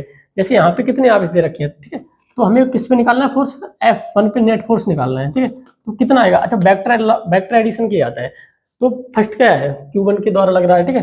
तो F12 F13 F14 plus F1N, ठीक है। और इनका कैसा एडिशन है, सदस्य होगा, ठीक है। ये बन के आता है, ऐसे यहाँ पे निकल के आएगा। देखो यहाँ पे कितने कपल मतलब एक जोड़ा, दो जोड़ा, दो, एक, दो, तीन, इस तरीके से निकालना है, ठीक है। इस पे कितने बनेगा, एक बनेगा, दो बनेगा, ठीक है, इस तरीके से, ठीक है। तो अब हम इसके थ्योरी कैसे लिखेंगे, यदि किसी निकाय में, निकाय मतलब सिस्टम में अनेक आवेश उपस्थित हो, यदि किसी निकाय में अनेक आवेश उपस्थित हो, तब उनमें से किसी एक आवेश पे लगने वाला कुल वैद्युत बल। चलो इसको लिखते हैं। यदि किसी निकाय में, यदि किसी निकाय, निकाय मतलब सिस्टम, ठीक है, निकाय में अनेक आवेश उपस्थित हो, तब उनमें से किसी एक आवेश पर, किसी एक आवेश पर लगने वाला, ठीक है, आवेश पर लगने वाला कुल वैद्युत बल, ठीक है। देखो ये तो लिखा है, यदि किसी निकाय में अनेक आवेश उपस्थित हो, ठीक, तब उनमें से किसी एक आवेश पर लगने वाला कुल वैद्युत बल का मान, ठीक है, मान अलग अलग आवेशों के द्वारा, अलग अलग आवेशों द्वारा लगने वाले बलों के कौन से योग के बराबर, सदिश योग के बराबर होता है, ठीक है। इसमें डायरेक्शन में इंपॉर्टेंट होता है, सदिश योग के बराबर होता है, ठीक है। ये हमारी थ्योरी होती है, और इसको हमें कैसे लिखना है, इस तरीके से लिखना, ठीक है। एक हमारा चित्र हो गया, ठीक है। तो ये कभी कभी पेपर में पूछ लिया था, और ये भी ना पूछा जाएगा, तो इससे रिलेटेड सवाल तो 100% आना ही आना, ठीक है। तो अध्यारोपण का सिद्धांत क्या होता है कि यदि किसी निकाय में, यहाँ पे क्या है, कोई एक ऐसा सिस्टम दिखाया जिसमें अनेक आवेश उपस्थित हो, यदि किसी निकाय में अनेक आवेश उपस्थित हो, तब उनमें से किसी एक आवेश पे लगने वाला कुल वैद्युत बल का मान अलग अलग आवेशों द्वारा लगने वाले बलों के सदिश योग के बराबर होता है, ठीक है। तो ये हमारा प्रिंसिपल ऑफ सुपरपोजिशन यानी अध्यारोपण का सिद्धांत होता है, ठीक है। यहाँ पे इस तरीके से हमें सवाल मिलेंगे। इसमें डायरेक्शन इंपॉर्टेंट होती है, ठीक है। जैसे प्लस चार्ज है तो बाहर की ओर जाएगा, ठीक, माइनस तो इधर की ओर जाएगा, ठीक। तो इसके लिए हम कौन क्या क्या बात करते हैं, सदिश योग, ठीक है। हम बात करेंगे मोस्ट इंपोर्टेंट टॉपिक वैद्युत द्विध्रुव, इलेक्ट्रिक डाइपोल। तो सबसे पहले समझते हैं इलेक्ट्रिक डाइपोल क्या होता क्या है, ठीक है। तो इलेक्ट्रिक डाइपोल बनाने के लिए सबसे पहले हमें क्या करना है, दो समान आवेश लेना है। कैसे लेना है, समान आवेश, समान मतलब जिनका क्वांटिटी कैसी हो, समान हो, वैल्यू क्या हो, समान हो। जैसे सपोज करो ये प्लस का आपका 10 माइक्रोकूलम आवेश है प्लस का, ठीक है, और ये आपका माइनस का 10 माइक्रोकूलम आवेश दे रखे है, ठीक है। यहाँ पे इन देखो मान क्या है, इसका मान मतलब 10 बराबर है, तो यहाँ पे भी मान हमें कैसे रखना है, बराबर रखना है। बट जिनका जो नेचर है, एक पॉजिटिव होगा, एक आपका नेगेटिव होगा। अगर हम इनको पास पास रखते हैं, ठीक है, क्या करते हैं, पास पास रखते हैं, ये हमारा बन जाता है वैद्युत द्विध्रुव। यहाँ पे होता है ओ, इनके बीच में जो मध्य में बीच की दूरी पे एक पॉइंट लेते हैं, इसको हम वैद्युत द्विध्रुव का केंद्र बोलते हैं। इससे इसकी दूरी L होती है और यहाँ भी L होती है, ठीक है। तो टोटल दूरी हो जाती है वो आपकी 12 हो जाती है। तो सबसे पहले हमें बतानी होगी जो इसकी डेफिनेशन होती है वो कैसे लिखनी होती है। वैद्युत द्विध्रुव लिखेंगे पहले, तो वैद्युत द्विध्रुव। तो इसमें सबसे पहले लिखना क्या होता है, जब दो समान, क्या करना है, जब दो समान एवं विपरीत प्रकृति के आवेशों को पास पास रखने पर बनी युक्ति क्या कहलाती है, वैद्युत द्विध्रुव कहलाती है। तो यहाँ पे हम देख सकते हैं, जब दो समान एवं विपरीत प्रकृति के आवेशों को, विपरीत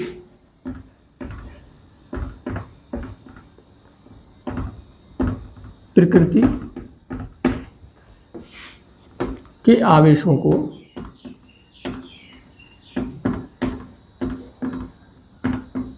पास पास बन रखने पर, पास पास रखने पर, ठीक है, इनको पास रखना होता है, या दूर रखोगे तो नहीं बनेगा, ठीक है। पास रखने पर बनी युक्ति, युक्ति मतलब डिवाइस, एक ऐसी मशीन बन जाती है, ठीक है। युक्ति मतलब सिस्टम बन रहा है, ठीक है।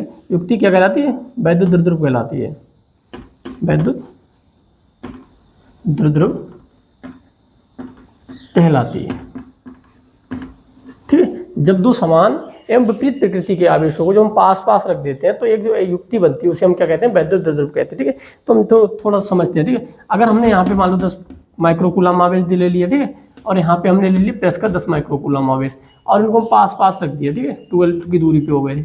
अब यहीं पे हमने यहाँ पे ले लिया 15 कूलम आवेश, यहाँ पे हमने ले लिया -10 माइक्रोकूलम आवेश, इनको भी हमने क्या किया, बहुत पास पास रखे। ठीक है, फिर हमने लिया आपका प्लस का 8 माइक्रोकूलम आवेश और यहाँ पे -8 माइक्रोकूलम आवेश, ये भी हमने क्या किया, पास पास रख दिए। तो इनमें हम बता सकते हैं कौन सा हमारा वैद्युत द्रव्य है। तो हम डेफिनेशन से बता सकते हैं, जब दो समान, यहाँ पे क्या है, दोनों समान आवेश है। ठीक है, पहली लाइन सेटिस्फाई हो रही, समान एवं विपरीत प्रकृति के आवेश, क्या इनकी प्रकृति विपरीत नहीं है, तो ये हमारा वैद्युत द्रव्य नहीं बनेगा। ठीक है, यहाँ पे देखो इनकी जो प्रकृति है वो कैसी विपरीत है, बट जिनके मान क्या समान नहीं है, तो ये भी वैद्युत द्रव्य नहीं बनेगा हमारा। और यहाँ पे देखो मतलब मान भी इनका समान है, प्रकृति भी अपोजिट है, तो ये हमारा वैद्युत द्रव्य बन जाएगा। ठीक, तो आई थिंक आप लोग समझ चुके होंगे वैद्युत द्रव्य क्या होता है। जब दो समान एवं विपरीत प्रकृति के आवेशों को पास पास रखने पर बनी युक्ति हमारी क्या कहलाती है, वैद्युत द्रव्य कहलाती है। अब सेकंड आता है वैद्युत द्रव्य आघूर्ण। क्या था, वैद्युत द्रव्य आघूर्ण।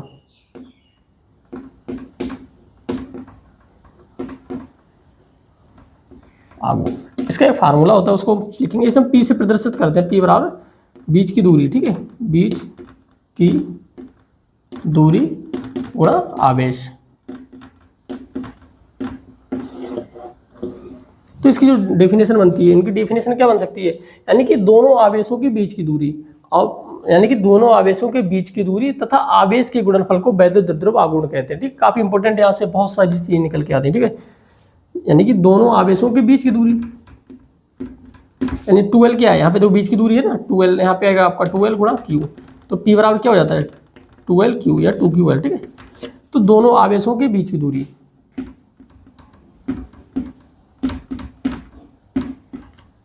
बीच की दूरी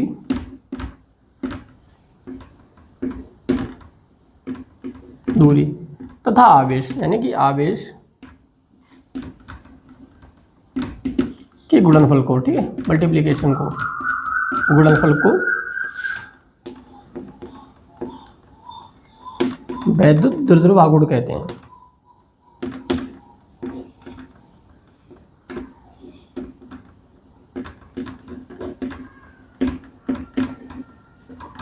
इसे हम P से प्रदर्शित करते हैं, इसे हम P से प्रदर्शित करते हैं। ठीक है, तो ये हमारा बन जाता है वैद्युत द्रव्य क्या होता है, वैद्युत द्रव्य आघूर्ण क्या होता है। ठीक है, इनका हम आगे के मतलब यूज करेंगे। अभी मतलब 2-3 डेरिवेशन इसी से संबंधित बनते हैं, बहुत इंपॉर्टेंट होते हैं वो डेरिवेशन, जो एग्जाम में और मतलब उनसे न्यूमेरिकल भी बहुत आते हैं। ठीक है, अच्छी स्थिति से अच्छी स्थिति पे। तो सबसे पहले हमारा वैद्युत द्रव्य कंप्लीट होता है। वैद्युत द्रव्य क्या होता है, जब दो समान आवेश लेते हैं और उनकी जो नेचर होता है विपरीत प्रकृति के आवेशों को हम पास पास रखते हैं, तो बनी युक्ति हमारी वैद्युत द्रव्य कहलाती है। अब आता है एक वैद्युत द्रव्य आघूर्ण, वो क्या होता है, दोनों आवेशों के बीच की दूरी। ठीक है, और आवेश के गुणनफल को हम वैद्युत द्रव्य आघूर्ण को बोलते हैं। यानी कि हमें क्या करना है, किसी एक आवेश का मान उठाना है और उनके बीच की दूरी यानी इनसे गुणा करना है, तो हमें क्या बन जाएगा, निकल के आएगा वैद्युत द्रव्य आघूर्ण। और इसका मात्रक होता है वो मीटर कूलम होता है। क्या होता है, मीटर कूलम। ठीक है, इसकी विमा भी हम निकाल सकते हैं। मीटर की विमा क्या होती है, लंबाई की L होती है, और Q बराबर क्या होता है, IT होता है, I का A होता है और T, ये हमारी विमा होती है इसकी। ठीक है, ये मात्रक और विमा। ठीक है, तो आई थिंक आप लोग समझ चुके होंगे कि वैद्युत द्रव्य क्या होता है। अब हम निकालेंगे वैद्युत द्रव्य के कारण अक्षीय और निरक्षीय स्थिति पर वैद्युत क्षेत्र की तीव्रता। इसे आप नोट कर सकते हैं। अब हम बात करेंगे सबसे मोस्ट इंपोर्टेंट टॉपिक, वैद्युत द्रव्य के कारण अक्षीय स्थिति पर वैद्युत क्षेत्र की तीव्रता। ठीक है, तो वैद्युत क्षेत्र की तीव्रता हम कहाँ निकालेंगे, वैद्युत द्रव्य की अक्षीय स्थिति पे। अक्षीय स्थिति क्या होती है, उसके मतलब अक्ष के अलाउंग, मतलब 0 डिग्री पे। ठीक है, तो सबसे पहले हमें एक वैद्युत द्रव्य बनाना होगा। सबसे पहले हमारा ये है आपका +Q चार्ज और ये रहा आपका -Q चार्ज। इनके बीच में क्या होता है, केंद्र होता है। अच्छा, वैद्युत द्रव्य में सभी दूरियां कहाँ से मेजर की जाती है, केंद्र से मेजर की जाती है। ठीक है, तो यहाँ पे यहाँ तक की दूरी कितनी है, ये आपकी L हो गई और ये आपकी L हो गई।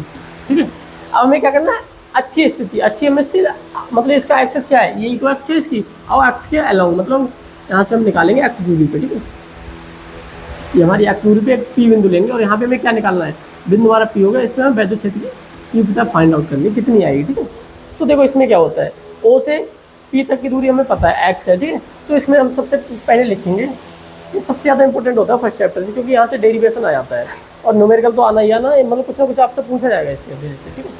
तो देखो यहाँ पे एक नाम दे देंगे ए बिंदु और बी बिंदु, यानी कि देखो वैद्युत द्विध्रुव, ठीक है, वैद्युत द्विध्रुव के केंद्र से, मतलब सेंटर से, केंद्र ओ से, ठीक है, पी बिंदु की दूरी x है, ठीक है, कितनी है x है।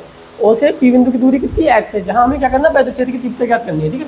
अब हमें सबसे पहली लाइन हमें फाइंड आउट करनी है ए से पी बिंदु की दूरी, यानी प्लस क्यू आवेश से बिंदु पी तक की दूरी, ये हमें बताना है, ठीक है। ए बिंदु से, ए बिंदु पे हमारा क्या रखा है, प्लस क्यू आवेश रखा है, ठीक है। ए बिंदु से पी बिंदु तक की दूरी, तो हमें बताना है, ठीक है। यहाँ से यहाँ तक की दूरी कितनी है, x है, और ये दूरी कितनी है, l है, तो ये टोटल दूरी कितनी हो जाएगी, x प्लस l हो जाएगी। कितनी हो जाएगी, x प्लस l, यानी यहाँ पे हम चित्र बनाएंगे, ये दूरी हो जाएगी इतनी आपकी x है और ये l है, x प्लस l हो जाएगा यहाँ पे, ठीक है, x प्लस l, ठीक है। अब यहाँ पे प्लस क्यू आवेश के कारण, तो ये बिंदु पे रखा है प्लस क्यू आवेश के कारण, प्लस क्यू आवेश के कारण, ठीक है, पी बिंदु पर वैद्युत क्षेत्र की तीव्रता E1 है के कारण पी बिंदु पर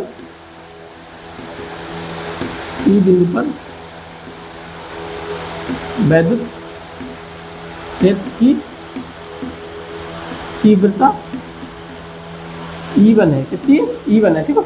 अब देखो ये प्लस क्यू आवेश है, तो प्लस क्यू आवेश की वैद्युत बल रेखाएं बनेगी, वो किधर को जाएगी, हमेशा हम बाहर की तरफ जाएगी। E1 का मान कितना आएगा, बाहर की तरफ आएगा E1, ठीक है, प्लस क्यू आवेश है, तो E1 का मान हमें निकालना है। E1 बराबर हमारा क्या आएगा, वैद्युत क्षेत्र की तीव्रता क्या होती है किसी पॉइंट आवेश के कारण, ठीक है, तो 1/4 पाई एप्सिलॉन नॉट क्यू बटे एक्स प्लस एल, बीच की दूरी में लगानी होती है एल का होल स्क्वायर। ये हमारी समीकरण फर्स्ट बोल दो, और ये हमारे E1 का मान आ गया, ठीक है, ये हो गया। हम अब हमारा आता है बी बिंदु से पी बिंदु की दूरी, ठीक है, अब हमें निकालना है। सेकंड कंडीशन यहाँ पे लगाओगे, बिंदु पी से, ठीक है, बिंदु बी से पी तक की दूरी बराबर, देखो यहाँ से यहाँ तक की दूरी कितनी है, x है। अगर हम इतना कम कर दें, इसमें से x माइनस एल कर दें, तो हमारा कितना आ जाएगा, b से p तक की दूरी आ जाएगी। x में से हमें क्या करना है, l घटाना है, ठीक है, तो बराबर हो जाएगा आपका x माइनस एल। अब यहाँ पे बिंदु p पे क्या रखा है, माइनस क्यू आवेश, तो से इसमें लगना है माइनस क्यू आवेश के कारण,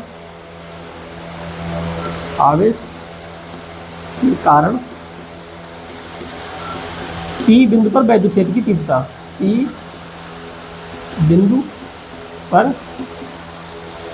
विद्युत क्षेत्र की तीव्रता E2। अब हमें E2 का ही मान पता करना है, ठीक है, तो E2 बराबर कितना आ जाएगा, यहाँ पे E2 बराबर हम बता सकते हैं इजीली, ठीक है, तो E2 कितना आएगा, आवेश लेना है, उनके बीच की दूरी लेना है, तो x माइनस एल है, तो 1/4 पाई एप्सिलॉन नॉट क्यू बटे एक्स माइनस एल का होल स्क्वायर। ये हमारी समीकरण सेकंड होगा, ठीक है। अब देखो ये माइनस क्यू आवेश है, तो माइनस क्यू आवेश वैद्युत बल रेखा किधर को बनाएगा, अपनी तरफ बनाएगा, E2, ये हो गया E2, ठीक है। अब देखो E1 बाहर की तरफ, E2 अंदर की तरफ। अब देखो माइनस क्यू आवेश का किससे यहाँ की दूरी क्या है, कम है, ठीक है, तो E2 का मान बड़ा आएगा, क्या है, E2 का जो आवेश का है बराबर है। अब जिसकी दूरी ज़्यादा होगी, आवेश का मतलब क्षेत्र तीव्रता कम आएगी, तो यहाँ से तो दूरी ज़्यादा हो रही है, तो E2 का मान E1 का मान कम आएगा। E2 का मान कैसे कितना आएगा, ज़्यादा आएगा, E2 ग्रेटर देन E1, तो नेट जो आएगा, और इनकी जो डायरेक्शन वो अपोजिट है, ठीक, तब E नेट बराबर E2 माइनस E1, ठीक है। हमें यहाँ पे क्या करना है, E2 और E1 का मान लगाना है। E2 का मान हमारा कितना है, 1/4 पाई एप्सिलॉन नॉट क्यू बटे एक्स माइनस एल का whole square, minus 1/4 pi epsilon not Q बटे एक्स प्लस का होल स्क्वायर। मतलब हमने क्या किया, E2 और E1 का मान लगा दिया, ठीक है, तो इतना हटाएंगे इसमें, ठीक है। अब यहाँ पे हम क्या कर लेंगे, कॉमन ले लेंगे, क्यू बटे 1/4 पाई एप्सिलॉन कॉमन ले लेंगे, तो E net equal to 1/4 pi epsilon not Q 1/x minus L का whole square, minus 1/4 x plus का होल स्क्वायर, ठीक है। अब यहाँ पे क्या करेंगे, हम एलसीएम ले लेते हैं। इस कंडीशन में क्या होता है, एलसीएम लेता है, इसका ये यहाँ पे आ जाएगा और ये यहाँ पर, इनकी आपस में गुणा हो जाएगी, तब ई नेट बराबर, इसको हम के लिख सकते हैं क्या, ई एन बराबर, इसको हमने के लिख दिया, के क्यू, ठीक है। ये यहाँ पे आ जाएगा एक्स प्लस एल का होल स्क्वायर माइनस ये यहाँ पे चला जाएगा एक्स माइनस एल का होल स्क्वायर। अब इनकी गुणा आपस में हो जाएगी, X minus L whole square X plus L का होल स्क्वायर। अब A plus B, A minus B क्या होता है, A square minus B square, और ए प्लस बी का होल स्क्वायर का मतलब हमें क्या करना है, फार्मूला खोलना है यहाँ पे, ठीक है। तब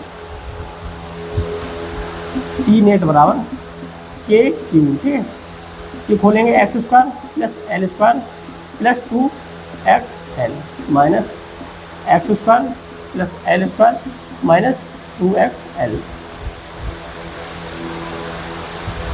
और ये हमारा हो जाएगा x square minus L square पूरे का होल स्क्वायर, ठीक है। यहाँ पे समझ में आ रहा होगा सही। अब यहाँ पे क्या करेंगे, माइनस चिन्ह से अंदर गुणा हो जाएगी, क्या होगी, माइनस चिन्ह से अंदर गुणा होगी, तो ये सब माइनस के हो जाएंगे, तो हम यहीं पे कर देंगे, ठीक है। अंदर मान लो हमने यहीं पे खोल दिया माइनस चिन्ह, तो ये माइनस हो जाएगा और ये माइनस है और ये प्लस हो जाएगा, ठीक है। एक्स से एक्स कट जाएगा, एल से एल कट जाएगा, ठीक है। अब यहाँ पे बचेगा 2xl प्लस 2xl कितना हो जाएगा, 4xl। तब ई नेट बराबर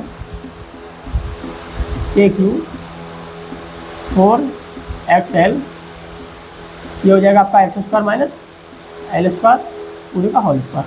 अब देखो यहाँ पे वो लगाई जाते हैं जब सा लगता है, ठीक है। एक्स का मान क्या है, एल की अपेक्षा काफ़ी ज़्यादा है, एक्स का मान क्या है, एल की अपेक्षा काफ़ी ज़्यादा है, तो एल स्क्वायर को हम और 0 के बराबर मान लिया जाता है, तो यहाँ पे जो एल स्क्वायर है वो हमारा 0 के बराबर हो जाता है, तो एक्स स्क्वायर पूरे का होल स्क्वायर कितना हो जाएगा, एक्स की पावर 4 हो जाएगा। तो यहाँ पे हम लिखेंगे के क्यू एक्स एल बटे एक्स की पावर 4, यहाँ से एक्स खत्म हो जाएगा और एक्स की पावर कितनी बचेगी, 3 बचेगी, तो यहाँ पे हो जाता है आपका के क्यू एल बटे एक्स की पावर 3, ठीक है। और यहाँ पे सॉरी 4 भी तो है 4, अब ये हो गया। अब यहाँ पे हम क्या करेंगे, थोड़ा सा रफ करेंगे, चलो इधर रफ कर रहे हैं। तो हमारा ई नेट कितना आ रहा है, ई नेट इक्वल टू आ रहा है आपका के क्यू 4l बटे एक्स क्यू, ठीक है। अब क्यू के लिए अंदर क्या करेंगे, मतलब क्यू के क्या करेंगे, अंदर गुणा कर देंगे, ठीक है। तो के और 2 के लिए क्या लग सकते हैं, 4 के लिए 2 गुणा 2 एल क्यू बटे एक्स क्यू। अब ये हमारे जो पी बराबर कितना होता है 2l क्यू, अब यहाँ पे पुट कर देंगे, ठीक है। तो पी बराबर के ये कितना हो जाएगा 2p बटे एक्स क्यू,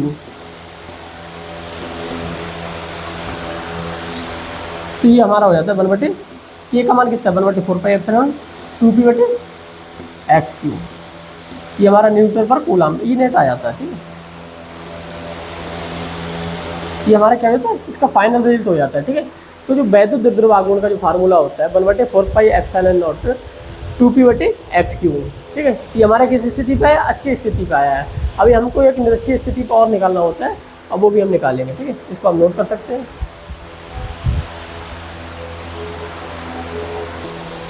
सेकंड डेरिवेशन आता है हमारा वैद्युत द्विध्रुव के कारण निरक्षीय स्थिति पर वैद्युत क्षेत्र की तीव्रता, ठीक है। निरक्षीय स्थिति होता है उसके समकोण पे, और कहाँ से हम समकोण लेना, वैद्युत द्विध्रुव के केंद्र से, ठीक है। तो हम यहाँ पे उस चित्र को कंप्लीट करते हैं। ये हमारा क्या है, वैद्युत द्विध्रुव है, ठीक है। इनके बीच की दूरी कितनी है, यहाँ से केंद्र से l और इधर l, ठीक है। ये कितना है x है, ठीक है। तो हमें पता है कि यहाँ से अगर हम ये बनाते हैं, ठीक है, यहाँ से हमें दूरी चाहिए क्योंकि यहाँ पे हम वैद्युत क्षेत्र की तीव्रता निकाली है, और ये यहाँ पे, ठीक है। अब देखो माइनस क्यू आवेश है, तो माइनस क्यू आवेश जो वैद्युत बल रेखाएं बनाएगा वो किधर बनाएगा, अंदर की ओर बनाएगा, ठीक है। तो इसके कारण हमने मान लो कह दिया माइनस का क्यू आवेश के कारण ई1 बना रहा है वैद्युत बल रेखा, ठीक है। वैद्युत तीव्रता इसके कारण क्या ई1 है, ठीक है। अब प्लस क्यू आवेश हमेशा किधर बनाता है, दूर की तरफ बनाता है, ठीक है। तो ये हमारा क्या हो जाता है ई2। अब हमें पता है यहाँ पे क्या है, सपोज करो यहाँ पे एक थीटा कोण है, क्या है, ये थीटा कोण पे गया है, ठीक है। तो यहाँ पे भी थीटा हो जाएगा। जब हम किसी एंगल पे मतलब क्या करते हैं, देखो यहाँ पे हमारा एक त्रिभुज बन रहा होगा, हमें इसका मान पता है, इसका मान E2 का मान पता है, मतलब ये लेंथ पता है, ठीक है। तो यहाँ पे क्या है थीटा, ये निकालना है हमें और ये निकालना है, ठीक है। ये दो चीज़ें निकालनी, ये क्या है लंबा है और ये आधार है, हमें कर्ण पता है E2 है, ठीक है। अगर तुम जो cos थीटा पे निकाल दें, cos थीटा बराबर क्या होता है आधार बटे कर्ण, तो E2 आ जाता है। तो A बराबर क्या आ जाएगा यहाँ पे E2 cos थीटा, यानी कि इस वाली लेंथ का मान कितना आ जाएगा E2 cos थीटा आ जाएगा। यहाँ पे क्या आएगा E2 कॉस थीटा, सही है। अब ये वाली लेंथ क्या आएगी, अब देखो साइन थीटा बराबर क्या होता है, लंब बटे कर्ण। तो ये वाली जो लेंथ है देखो यहाँ पे ये आएगी, अच्छा ये वाली हम यहाँ पे शिफ्ट कर सकते हैं, पैरेलल वेक्टर होते हैं वो शिफ्ट हो जाते हैं। तो इसका मान क्या आएगा, ई टू साइन थीटा। ऐसे ही इसको भी हम तोड़ सकते हैं, देखो ये एंगल हमारा कितना है, थीटा है, तो ये हो जाएगा हमारा E1 कॉस थीटा, और इसके अपोजिट यहाँ पे क्या आएगा, E1 साइन थीटा। ठीक, अच्छा यहाँ पे थीटा का मान क्या बराबर है, ठीक है, यहाँ पे भी, ठीक है। तो देखो इसमें जो नेट इलेक्ट्रिक मतलब फील्ड आएगी वो इन दोनों को जोड़ने के कारण आएगी, E2 sine theta, sorry E2 cos theta plus E1 cos theta. और ये क्या करेंगे, एक दूसरे को कैंसिल आउट कर देंगे, ठीक है, क्या करेंगे, कैंसिल आउट कर देंगे। तो यहाँ पे हम लिख सकते हैं E1 साइन थीटा बराबर E2 साइन थीटा, क्योंकि ये क्या है, एक दूसरे के अपोजिट डायरेक्शन में है। तो वर्टिकली जो मतलब ऊर्ध्वाधर जो इलेक्ट्रिक फील्ड है वो जीरो हो जाएगी, और जो यहाँ पे देखो मतलब ये कौन सा है, हॉरिजॉन्टली, यहाँ पे मान निकल के आएगा, यहाँ पे मान आता है आपका ई नेट बराबर होता है E1 cos theta plus E2 cos theta, ये आ जाता है। अब यहाँ पे हमें पता है, इस वाले की लेंथ हमें पता है क्या होती है ये लेंथ। अब जैसे हमें क्या है, ये हमारा क्या है, आधार लंब है और ये आधार है, ठीक है। तो इसके जो पाइथागोरस थ्योरम से निकल के आता है X square plus L square, ठीक है। और ये भी कितनी आएगी, x square plus L square. अब हमें E2 का मान निकालना है, E2 का मान यहाँ से यहाँ पे निकालना है, तो दूरी कितनी है, under root X square plus L square, यहाँ पे कितनी है, X square plus L square, ठीक है। तो E2 मतलब प्लस क्यू आ गया इसके कारण, तो यहाँ पे E2 का मान लगाओ 1/4 पाई एप्सिलॉन नॉट क्यू बटे under root X square plus L square पूरे का होल स्क्वायर प्लस E2 का मान कितना है यहाँ पे 1/4 पाई एप्सिलॉन नॉट। अच्छा E2 के लिए भी क्या है, डिस्टेंस सेम है, मतलब यही डिस्टेंस आएगी, ठीक है, तो सेम आएगा यहाँ पे दोनों जगह 1/4 pi epsilon not under root X square plus L square पूरे का होल स्क्वायर, ठीक है। कॉस थीटा आएगा, यहाँ पे कॉस थीटा। अब देखो ये सब समान है, देखो यहाँ से ही कट गया, ये यहाँ से कट जाएगा, तो यहाँ पे हो जाता है आपका 1/, एक बार पहले से इसे लिखिए 4 x Q cos theta x square plus L square plus 1/4 pi epsilon Q cos theta बटे x square plus L square. ये हमारा जुड़ के क्या हो जाता है, 2Q हो जाता है 1/4 pi epsilon naught 2Q cos theta बटे x square plus L square, ठीक है। तो ये हमारा ई नेट निकल के आ रहा है कितना, ई नेट। अब हम यहाँ से क्या कर सकते हैं, कॉस थीटा का मान निकाल सकते हैं। तो कॉस थीटा बराबर क्या होता है, देखो कॉस थीटा बराबर होता है लंब बटे कर्ण x square plus L square. तो कॉस थीटा का मान उठा के हम यहाँ पे रख देंगे, ठीक है। ई नेट बराबर 2Q बटे x square plus L square x बटे x square plus L square, ठीक है।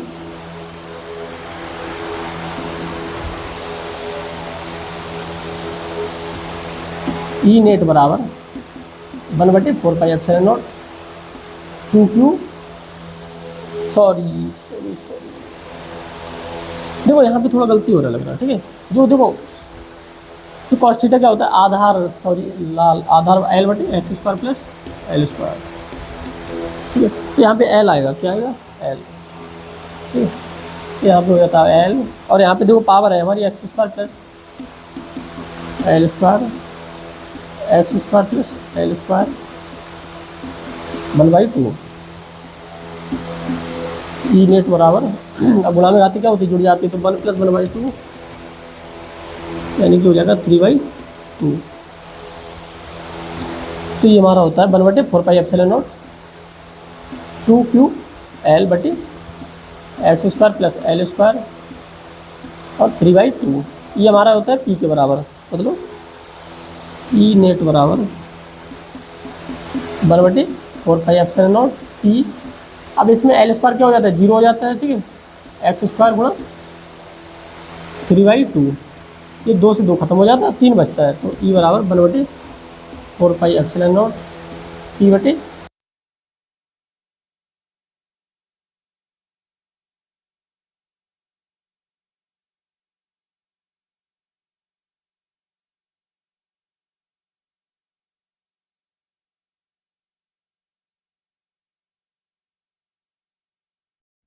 अब नेक्स्ट टॉपिक हमारा एक समान बाह्य वैद्युत क्षेत्र में रखे वैद्युत द्विध्रुव पर लगने वाला बलयुग्म आघूर्ण। ठीक है, बलयुग्म आघूर्ण, बलयुग्म क्या होता है, मतलब दो फोर्स लग रही होती है। ठीक है, तो इसे हम बोलते हैं बलयुग्म, आघूर्ण बोलते हैं घुमाने वाली फोर्स आघूर्ण कहलाती है। ठीक है, तो सबसे पहले हम जो समझते हैं एक समान बाह्य वैद्युत क्षेत्र बनाएंगे। ठीक है, एक समान बाह्य वैद्युत क्षेत्र को हम वैद्युत बल रेखाओं द्वारा रिप्रेजेंट करेंगे। ठीक है, ये हमारी वैद्युत बल रेखाएं हैं और ये कैसी एक दूसरे के पैरेलल है। तो इसका मतलब क्या आता है निकल कि एक समान बाह्य वैद्युत क्षेत्र है। ठीक है, अच्छा देखो ये हमने क्या है, मतलब इस साइड से इस साइड को जा रही है, तो ठीक है, तो जो ये वैद्युत बल रेखा बनी होगी यहाँ पे कोई प्लस चार्ज रखा होगा कंटिन्यूअस। ठीक है, जिसके कारण क्या बनी होगी, बाह्य एक समान बाह्य वैद्युत क्षेत्र। ठीक है, अगर हम इसके मध्य में मतलब इस पे क्या करें, एक वैद्युत द्विध्रुव रख दें, क्या करें, एक वैद्युत द्विध्रुव रखा जाए। ठीक है, ये आपका प्लस चार्ज हो गया। वैद्युत द्विध्रुव कैसे बनता है, एक प्लस और एक माइनस चार्ज से। ठीक है, और दोनों का मान कैसा होता है, बराबर होता है, नेचर होता है अपोजिट। ठीक है, बीचों बीच में इसके क्या होता है, एक केंद्र होता है O, और यहाँ पे एंगल ये थीटा एंगल पे रखा हुआ है। सही, यहाँ से यहाँ तक की दूरी क्या होती है, L होती है, और यहाँ से यहाँ तक की दूरी L। ठीक है, तो ये दूरी कितनी हो जाती है, 2L हो जाती है। सही, अब देखो समझते हैं, तो यहाँ पे ये प्लस क्यू चार्ज है और ये क्या है, प्लस, प्लस के कारण बन रही वैद्युत बल रेखा है, मतलब हमेशा कैसी बनती है, अवे फ्रॉम पॉइंट, मतलब दूर की ओर बनती है।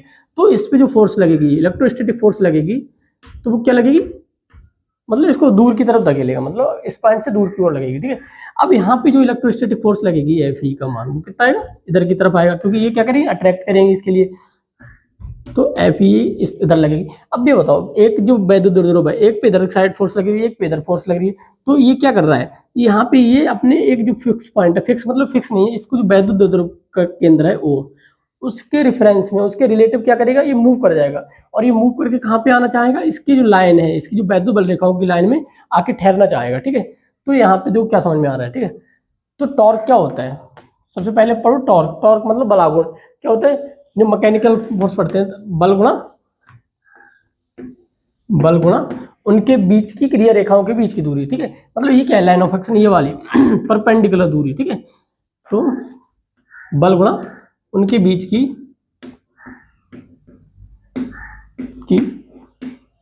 क्रिया रेखा के बीच की दूरी। अब हमें पता है जी हमारा देखो एंगल कितना है, यहाँ पे थीटा एंगल बन रहा है। ठीक है, और ये हमारा सपोज करो वैद्युत द्विध्रुव है, तो ये लंबाई कितनी हो रही है, 2L हो रही है। इसी तो हमें ये वाली दूरी चाहिए परपेंडिकुलर, यहाँ एंगल कितना है, थीटा है। ठीक है, तो हमें कौन सी दूरी चाहिए, ये वाली परपेंडिकुलर दूरी चाहिए। तो साइन थीटा बराबर क्या होता है हमारा, यानी लंब, यानी ये मान लो x है, x बटे और करंट 2L, तो x बराबर कितना आ जाएगा, 2L साइन थीटा, यानी परपेंडिकुलर डिस्टेंस जो है हमारी वो कितनी आ रही है, 2L साइन थीटा। सही, तो यहाँ पे हम बल F इलेक्ट्रोस्टैटिक फोर्स गुणा 2L साइन थीटा। ठीक है, अच्छा फोर्स यहाँ पे कितनी लगेगी, देखो इलेक्ट्रिक फील्ड इंटेंसिटी वैद्युत क्षेत्र की तीव्रता ये है, और आवेश कितना है, Q, तो यहाँ पे हो जाता है Q E गुणा 2L साइन थीटा। ठीक है, अब इसको हम पास में लिखेंगे तो 2QL लिख सकते हैं, E साइन थीटा, और 2QL का मान होता है P के बराबर, P E साइन थीटा। इसे हम वेक्टर फॉर्म में लिख सकते हैं, P क्रॉस E, यानी कि टॉर्क हमारा कैसा है, एक क्रॉस प्रोडक्ट ही तो है, यानी एक सदिश राशि है। तो यहाँ से हमारा ये फार्मूला निकल के आता है, टॉर्क बराबर कितना होता है, P E sine theta, P cross E. तो टॉर्क कैसा है, मतलब ये हमारा होता है, इसका जो और जो मात्रक होगा ये न्यूटन मीटर। ठीक है, तो देखो अब इसमें हम थ्योरिकल थोड़ा बहुत समझेंगे। ठीक है, जब हम किसी वैद्युत द्विध्रुव को किसी वैद्युत द्विध्रुव को एक समान बाह्य वैद्युत क्षेत्र में रखते हैं, तो वैद्युत क्षेत्र उस वैद्युत द्विध्रुव को एक मतलब फिक्स लाइन में उसको अपने दिशा में संरेखित करने का प्रयास करता है। संरेखित मतलब इसको घुमाएगा, घुमा के कहाँ पे लेके आएगा, इसको अपने अलाइन मतलब उसकी अपनी लाइन में लाना चाहेगा। ठीक है, जब ये अपनी इस तरीके की लाइन में आ जाएगा तो इस पर नेट फोर्स कितनी हो जाएगी, 0 हो जाएगी। ठीक है, कोई फोर्स लगेगी नहीं, क्योंकि इतनी फोर्स इधर लगेगी उतनी फोर्स उधर लगेगी, तो घूमने वाली यानी कि यहाँ पे जो परपेंडिकुलर डिस्टेंस वो 0 हो जाएगी, एंगल का मान भी 0 हो जाएगा, तो मतलब 0 हो जाएगा। ठीक है, अब यहाँ पे कुछ स्पेशल कंडीशन आती है, क्या आती है, स्पेशल कंडीशन। स्पेशल कंडीशन हमारी क्या कहती है, जब वैद्युत द्विध्रुव P, मतलब हम चलो वैद्युत द्विध्रुव P और E एक दूसरे के कैसे हो, एक दूसरे के लंबवत हो, तब थीटा बराबर कितना होगा हमारा, 90 डिग्री। अब यहाँ पे मान लगाएंगे। ठीक है, तब टॉर्क बराबर टॉर्क यहाँ पे आता है मैक्सिमम, कितना आता है मैक्सिमम, पी ई साइन 90, तो ये हो जाएगा पी ई आ जाएगा टोटल, ठीक है। अब पी और ई एक दूसरे के कैसे हो, समांतर हो, ठीक है, पी और ई एक दूसरे के समांतर हो, तब थीटा बराबर कितना हो जाएगा, 0 हो जाएगा, ठीक है। अब यहाँ पे जब मान लगाएंगे, ठीक है, तो टॉर्क मिनिमम, यहाँ पे देखो टॉर्क कितना आता है, मिनिमम आता है इस कंडीशन में, minimum P E sine 0, sine 0 का मान कितना होता है, 0 होता है, तो ये पूरा 0 हो जाता है, टॉर्क मिनिमम। यहाँ पे टॉर्क कितना आता है, मिनिमम टॉर्क आता है, ये बन जाता है, यानी कि यहाँ पे आ जाएगा टॉर्क आपका आ जाएगा 0, और यहाँ पे मैक्सिमम आता है, टॉर्क मैक्सिमम और टॉर्क मिनिमम, ठीक है। तो आई थिंक आप लोग समझ चुके होंगे टॉर्क का मतलब जो बलयुग्म आघूर्ण होता है वैद्युत ध्रुव को, जो हम किसी वैद्युत क्षेत्र में लगते हैं, तो हमें कैसे उसको मतलब पढ़ना है, और इससे रिलेटेड कुछ सवाल आ जाते हैं, ठीक है। और हम थ्योरी की बात होगी तो थ्योरी भी लिख सकते हैं, ठीक है। जब हम किसी वैद्युत ध्रुव को एक समान वैद्युत क्षेत्र में रखते हैं, तो उस पर एक बलयुग्म आघूर्ण करता है, कार्य करता है, जो उसे वैद्युत क्षेत्र की दिशा में संरेखित करने का प्रयत्न करता है। तो आप इसे नोट कर सकते हैं। अब ये हमारा जो फर्स्ट पार्ट है आवेश तथा कूलॉम्स लॉ, ये हमारा मतलब फिनिश होता है, पूरा चैप्टर खत्म होता है। अब हम इसको 5 मिनट इसके शॉर्ट नोट्स को पढ़ते हैं कि इसके सभी फार्मूले कैसे पढ़ने हैं और इसकी रिलेटेड थ्योरी कैसे होती है, उसको फिर उसके बाद हम कुछ सवालों को इसमें समझेंगे और हम अपना चैप्टर फर्स्ट चैप्टर उसको खत्म करेंगे। ये काफी लॉन्ग वीडियो हो जाएगी। Lesson number first, physics. हम बात करने वाले class 10th NCERT physics chapter number first, electrostatics. ये हमारा इलेक्ट्रोस्टैटिक्स का फर्स्ट चैप्टर है और इसके जो हमने पूरा कंप्लीट पार्ट है, हमने एक कंप्लीट मैराथन वीडियो में पढ़ चुके हैं। अभी हम इस पार्ट से रिलेटेड जो इसके की पॉइंट है, स्पेशल पॉइंट है, उनको पढ़ेंगे। और जो हमारे स्पेशल पॉइंट है वो देखो आपको, जो आपको सवाल करेंगे न्यूमेरिकल करने में बहुत आसानी हो जाएगी, और जो डेरिवेशन होते हैं उनके जो लास्ट फार्मूले तो उनकी सहायता से हम पढ़ेंगे, और जो उनकी जो हम थ्योरी लिखते हैं वो हम थ्योरी कैसे बना सकते हैं किसी फार्मूले से। सबसे पहले हमारा की पॉइंट आता है इलेक्ट्रोस्टैटिक फोर्स का जो फार्मूला होता है 1/4πε0 Q1 Q2 बटे R स्क्वायर, ठीक है। यहाँ पे Q1 Q2 क्या होता है, एक कांस्टेंट होता है, कांस्टेंट इसका मान होता है 9×10⁻9, ये क्या हमारा एक कांस्टेंट है, ठीक है। अब यहाँ पे बात आती है Q1 Q2 की, ठीक है। जैसे जैसे हम Q1 और Q2 के मान बढ़ाते जाएंगे वैसे वैसे हमारी जो इलेक्ट्रोस्टैटिक फोर्स है वो बढ़ती चली जाएगी।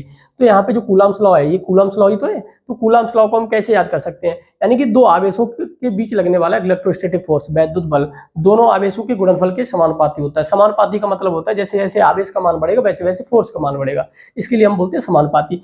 अब व्युत्क्रमापाती क्या होता है, जैसे हमारा क्या होता है, यहाँ पे देखो सेकंड लॉ क्या कहता है, यह मतलब दो आवेशों के बीच लगने वाला वैद्युत बल, दोनों आवेशों के बीच की दूरी, यानी यहाँ पे क्या दे रखा है, बीच की दूरी के वर्ग के व्युत्क्रमापाती होता है। व्युत्क्रमापाती का मतलब होता है जब हम r का मान बढ़ाएंगे तो फोर्स का मान कम हो जाएगा, यानी कि ये एक दूसरे के उल्टे काम करते हैं, ठीक है। तो ये हमारा होता है फर्स्ट फार्मूला, कूलम्ब्स लॉ के अकॉर्डिंग होता है, और ये इलेक्ट्रोस्टैटिक। फिर एक सेकंड फार्मूला आता है Q = Ne। Q4 क्या है, चार्ज है। चार्ज क्या है, किसी पदार्थ का एक भौतिक गुण है जो कब उत्पन्न होता है, इलेक्ट्रॉनों के आदान प्रदान से उत्पन्न होता है। जब हम किसी पदार्थ से इलेक्ट्रॉनों को निकालते हैं तो बॉडी पॉजिटिव हो जाती, चार्ज हो जाती है। जब हम किसी बॉडी के लिए इलेक्ट्रॉन देते हैं तो वो नेगेटिव चार्ज हो जाती है। अब जो नेगेटिव और पॉजिटिव होता है, जो किसी बॉडी में चार्ज आता है वो कब आता है, इलेक्ट्रॉनों के निकालने पे। जो n बराबर क्या है, इलेक्ट्रॉनों की संख्या है, कौन सी संख्या, जो इलेक्ट्रॉन निकालते हैं या देते हैं, ठीक है। तो n बराबर क्या होता है, एक नंबर होता है। E बराबर एक फिक्स मान होता है 1.6 × 10⁻−19 कूलम। एक इलेक्ट्रॉन पे जो आवेश होता है वो इतना होता है, इससे छोटा आवेश हमारा कोई एडजस्ट ही नहीं करता है। यानी आप एक आवेश एक इलेक्ट्रॉन, दो इलेक्ट्रॉन, मतलब कितने भी इलेक्ट्रॉन निकालेंगे, ठीक है, इससे छोटा इलेक्ट्रॉन आवेश नहीं हो सकता किसी वस्तु के पास, ठीक है। तो Q बराबर एक N होता है। अब एक आता है नंबर, N बराबर नंबर आता है, हम मतलब इतने कूलम आवेश रखें तो हमें कितने इलेक्ट्रॉन निकालने होंगे, तो N बराबर हम इस तरीके से भी निकाल सकते हैं 6.25 × 10⁻18 × Q। जैसे यहाँ पे आवेश को पुट करोगे, मान लो 1 कूलम, 2 कूलम, 4 कूलम, जितना भी यहाँ पे कूलम आवेश रखोगे तो एक क्या आएगा, इलेक्ट्रॉनों की संख्या आ जाएगी निकल के, हमें इतने इलेक्ट्रॉन निकालने होंगे या बॉडी के लिए इतने इलेक्ट्रॉन देने होंगे, ठीक है। तो ये हमारा एक फार्मूला हो जाता है, इसी का मतलब ये समझी रूप है। सेकंड आपका होता है इलेक्ट्रोस्टैटिक, मतलब एक आता है आपका F/Q0, ये होता है हमारा वैद्युत क्षेत्र की तीव्रता। वैद्युत क्षेत्र की तीव्रता क्या होती है, इसको हम कैसे याद कर सकते हैं, यानी कि F4 क्या है, इलेक्ट्रोस्टैटिक फोर्स है, Q0 क्या है, एक आवेश है, टेस्ट चार्ज है, ठीक है, Q0। तो यहाँ पे हम अगर Q0 को बल रखें तो एकांक आवेश पर लगने वाला बल क्या कहलाता है, वैद्युत क्षेत्र की तीव्रता कहलाता है। यानी कि हम क्या करें, कूलम्ब्स लॉ की सहायता से क्या करें, जैसे दो ले लें Q1 Q2, अगर यहीं पे हम Q2 को क्या करें 1 के बराबर रख दें, ठीक है, तो यहाँ पे जो इस पे बल लगेगा वो हमारा क्या कहलाएगा, इलेक्ट्रोस्टैटिक वैद्युत क्षेत्र की तीव्रता कहलाएगा, ठीक है। तो प्रति एकांक आवेश पे लगने वाला बल वैद्युत क्षेत्र की तीव्रता कहलाता है, ठीक है। इसका एक फार्मूला और होता है 1/4πε0 Q/R²। इसके बाद आता है हमारा वैद्युत द्विध्रुव गुण, ठीक है। वैद्युत द्विध्रुव गुण हमें क्या बताता है, देखो यहाँ पे जैसे हम वैद्युत द्विध्रुव गुण रखते हैं, ठीक है, तो एक इस पे एक प्लस चार्ज होता है, एक साइड माइनस चार्ज लिया जाता है, यानी दोनों चार्ज कैसे होते हैं, हमेशा समान होते हैं, और इनके बीच में एक पॉइंट होता है वो जिसे हम वैद्युत द्विध्रुव का केंद्र बोलते हैं। इनके बीच की दूरी को हम एल एल और टोटल दूरी हो जाती है 2l। तो यहाँ पे एक फार्मूला बनता है P बराबर 2l गुणा Q। सबसे पहले तो हमें पता होना चाहिए वैद्युत द्विध्रुव क्या होता है। जब दो समान एवं विपरीत प्रकृति के आवेशों को पास पास रखने पर, जब दो समान एवं विपरीत प्रकृति के आवेशों को पास पास रखने पर बनी युक्ति हमारी क्या कहलाती है, वैद्युत द्विध्रुव आघूर्ण कहलाती है, ठीक है। अब वैद्युत द्विध्रुव कहलाती है। अब वैद्युत द्विध्रुव आघूर्ण क्या होता है, इसका जो फार्मूला होता है उसे यानी कि इनके बीच की दूरी तथा आवेश के गुणनफल को वैद्युत द्विध्रुव आघूर्ण कहते हैं, ठीक है। तो यहाँ पे समझ सकते हैं, यानी कि इनके बीच की दूरी कितनी है 2l, और आवेश के गुणनफल को क्या बोलते हैं, वैद्युत द्विध्रुव आघूर्ण बोलते हैं, ठीक है। इसे हम किससे रिप्रेजेंट करते हैं, P से रिप्रेजेंट करते हैं। इसके बाद आता है हमारा अच्छी स्थिति और निरक्षीय स्थिति पर वैद्युत क्षेत्र की तीव्रता, ठीक है। अगर हमारा यही वैद्युत द्विध्रुव आघूर्ण है और इसके हमने एक अच्छी स्थिति यानी यहाँ से हम x दूरी पे वैद्युत क्षेत्र की तीव्रता को निकालना चाहें तो कितना आता है, यहाँ पे एक फार्मूला होता है E बराबर 1/4πε0 2p/x³, यानी कि यहाँ पे जो दूरी है वो क्या है, x का क्यूब हो जाता है इसमें, ठीक है। अब अगर यहीं पे हम निरक्षीय स्थिति पे निकालें, निरक्षीय स्थिति होती है मतलब केंद्र से 90 डिग्री पे, यानी कि ये केंद्र है तो यहाँ पे x करके, ठीक है, तो प्लस क्यू और माइनस क्यू। तो यहाँ पे जो वैद्युत क्षेत्र की तीव्रता का फार्मूला होता है 1/4πε0 p/x³। यहाँ पे क्या होता है 2p होता है, यहाँ पे x³ ओनली p होता है, यानी यहाँ पे दुगना निकल के आ गया, सेम डिस्टेंस पे निकालेंगे और यहाँ पे उसके अपेक्षा आधा निकल के आता है, ठीक है। अब एक फार्मूला होता है टॉर्क बराबर, टॉर्क बराबर क्या होता है p sin थीटा, भी हमने इसको समझा था। तो टॉर्क बराबर क्या है, बल आघूर्ण, p बराबर क्या है वैद्युत द्विध्रुव, E4 का electric field intensity, angle in दोनों के बीच का कोण है, ठीक है, बल आघूर्ण आता है, ठीक है। तो इसमें कुछ फार्मूले हो जाते हैं। एक हमारा आता है x बराबर √q1 plus √q1 plus √q2 गुणा r। अब जब तुम्हारे दोनों आवेश कैसे हो, समान हो, तो उनके बीच में हमें एक ऐसी दूरी निकालनी होती है जहां पर हमारा नेट बल 0 या नेट वैद्युत क्षेत्र की तीव्रता क्या हो, 0 हो। तो वो इसका हम इस फार्मूले से निकाल रहे हैं √q1 प्लस √q2 गुणा r। r क्या है, उनके बीच की दूरी है, ठीक है। तो इस तरीके से हम उनके बीच की दूरी को फाइंड आउट कर सकते हैं। तो ये हमारा जो फर्स्ट चैप्टर है, फर्स्ट पार्ट है, इसके बीच के जो हमारे आसान से फार्मूले होते हैं इनकी सहायता से हम सवालों को करेंगे और कुछ हम सवाल अच्छे से सवाल पढ़ेंगे।